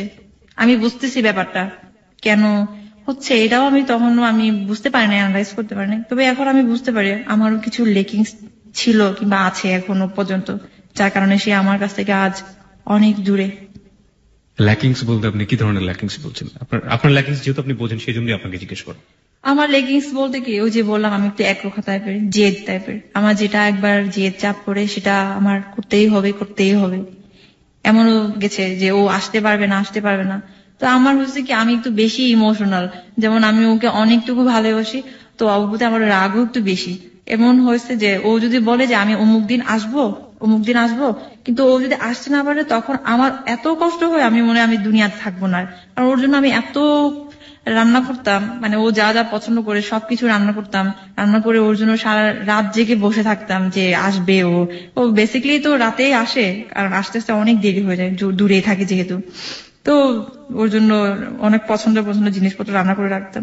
তো এগুলা নিয়ে ওর সাথে মানে রাগ হতো, কেন তুমি আসবে না, তুমি কেন আসবে না, তোমাকে আসতেই হবে, এইভাবে আসতেই হবে, তুমি আমাকে বোঝো না, এগুলা বলে বলে। ও এগুলা একটু পছন্দ করে না, মানে আমি যে জোর করবো সে পছন্দ করে না, মানে সে জোর জিনিসটা মোটেই পছন্দ করে না। সে চায় হচ্ছে আমি কুল থাকবো, সে যা বলবে আমি তাই শুনবো, এটাই হচ্ছে কথা তার। তো আমি তো এতদিনই ওটাই করছিলাম, কিন্তু এখন বাধ্য হচ্ছি জোর করতে। তো যাই হোক, প্রথম দিকে আবার এর মধ্যে আবার গেল কোথাও, সিলেটে গেছে ও। সিলেট গেছে, কিন্তু আমাকে কোনো কিছু বলে যায়নি। মোবাইল বন্ধ, মোবাইল বন্ধ, কিভাবে কি করবো আমি ওর সাথে যোগাযোগ করবো, মরে গেছে নাকি বেঁচে আছে। আমাকে একটা ইনফরমেশন একটু দেবেন যে ওর ফ্যামিলি কি এখন জানে যে আপনাকে সে বিয়ে করেছে, বা ওর ফ্যামিলির অবস্থাটা কি আপনি কিছু জানেন? ওর ফ্যামিলি এখন জানে, এখন জানে, কয়েকদিনে জানে। কয়েকদিন মানে কতদিন আপনার ধারণা মতে? 4-5 days ago। মাত্র 4-5 দিন আগে জেনেছে যে সে একটা ভিন্ন কমিউনিটির একটা মেয়েকে বিয়ে করেছে, এবং সে মেয়েটা তাদের রিলিজিয়ন নিয়েছে। ওকে, তো আপনি কি জানেন যে 4-5 দিন জানার পরে ওকে মানে মেনে নিয়েছে, বা ওদের প্রতিক্রিয়াটা আসলে কি? অ্যাকচুয়ালি ওর সাথে আমার তো ডিটাচ হয়ে গেছে, যার কারণে সে তো আমাকে এত কিছু বলে না আর এখন। ডিটাচ মানে আপনি কি ধরনের ডিটাচ? ডিটাচ বলতে কি, মেন্টালি ডিটাচ বলেন। তারপর ও আসে না, প্রায় আজকে 4 মাস হয়ে গেল আমার কাছে। 4 মাস যাবত আসেন আপনার কাছে? হ্যাঁ। কোথায় থাকে আপনি জানেন? কোথায় থাকে সেটাও জানি না। ঢাকায় থাকে এটা জানি, কিন্তু কোথায় থাকে আমাকে কোনো কিছুই বলে না। ফোনেও কথা বলে না, মানে খুব কম কথা বলে, খুব কম। অনেক ব্যস্ত থাকে, অনেক ব্যস্ত থাকে, শুধু ব্যস্ততা দেখায়। তো এই তো এখন ওর ফ্যামিলি জানার পরও জানি না ওর ফ্যামিলির মধ্যে কি ধরনের প্রতিক্রিয়া হচ্ছে এখনো, কারণ সে তো আমাকে সবকিছু শেয়ার করে না, সবকিছু তো বলেও না। আমি যদি জিজ্ঞেস করি তখন বলে যে এগুলো তো শুনে লাভ কি, তোমার শুনে লাভ কি, এগুলা যা ক্ষতি করাচ্ছ ক্ষতি করেছো তুমি, আর কি ক্ষতি করবা, এটা বলে। কিন্তু আমি একটা জিনিস বুঝাতে পারলাম না যে আমি যা করেছি সব ওকে পাওয়ার জন্যই করেছি, ভালোবাসা, আর কিছুই না। ওকে, আপনার স্টোরিটার আমরা আসলে যে জায়গাটায় দাঁড়াই আছি, আমার মানে মনে প্রাণে বিশ্বাস যে আপনার হাজবেন্ড আজকে আপনার গল্পটা শুনেছেন, এবং সম্পূর্ণটুকুই শুনেছে। আমাদের বিশ্বাস এটা যে উনি শুনেছেন, এবং আমরা এটাও বিশ্বাস করি যে যেহেতু আপনি তাকে অনেক অনেক বেশি ভালোবাসেন, এবং সেও আপনাকে অনেক অনেক বেশি ভালোবাসে, সুতরাং আমাদের বিশ্বাস যে সে আমাদের সাথে আজকে এই পর্যায়ে একটা সংবাদ রয়েছে, আমরা জানি এবিসি সংবাদ, এবং সংবাদের পর আমরা চেষ্টা করব, আমাদের বিশ্বাস যে সে আমাদের সাথে যোগ দেবে ফোনে, এবং দেখা যাক শেষ পর্যন্ত সে আমাদের সাথে ফোনে যোগ দেয় কিনা, কারণ আমাদের বিশ্বাস সে আমাদের স্টোরিটা শুনেছে, এবং সেল নাম্বারও আমাদের কাছে আছে, এবং আমরা ওনার হাজবেন্ডের সাথে যোগাযোগ করার চেষ্টা করব। রিনি, আপনার জন্য একটা ঠিক খারাপ খবর জানি না, ভালো খবর বলবো, সেটা হচ্ছে যে আপনার বরের সাথে তো স্টুডিওতে আসার আগেও আপনার কথা হয়েছে, এবং একটু আগেও আমরা কথা বললাম, কিন্তু সে এখন আমরা ফোনটা বন্ধ পাচ্ছি। আপনার কিছু বলার আছে? উই বিলিভ, আমরা বিশ্বাস করি যে আপনি বললে সে নিশ্চয়ই রেডিওতে কিছু শুনছে। হ্যাঁ, আমার একটাই কথা বলার আছে, সেটা হচ্ছে আমি ওকে অনেক ভালোবাসি, অনেক ভালোবাসি। সবকিছু ছেড়ে তোমার জন্য চলে আসছি। আমার তো সবকিছু করা শেষ, সবকিছুই করলাম, এখন একটাই বাকি আছে, মৃত্যু। এই মৃত্যুটাই যদি তোমাকে পাই তাহলে এটাই বরণ করবো আমি, কারণ এই পৃথিবীতে তুমি ছাড়া আমার আর কেউ নেই, কেউ নেই। তোমার জন্যই সবকিছুই করেছি, জাত কুল ধর্ম সব। ইভেন আমার বাবা মার জন্য এখনো খারাপ লাগে না যতটা তোমার জন্য খারাপ লাগে। তুমি আজকে 4 মাস হলো আমাকে রেখে চলে গেছো, জানি না কোথায় আছো, কি অবস্থায় আছো, কোনো কিছু বলো না। জানি আমার অনেক অপরাধ আছে, অনেক অনেক অপরাধ, অনেক অনেক কিছুই।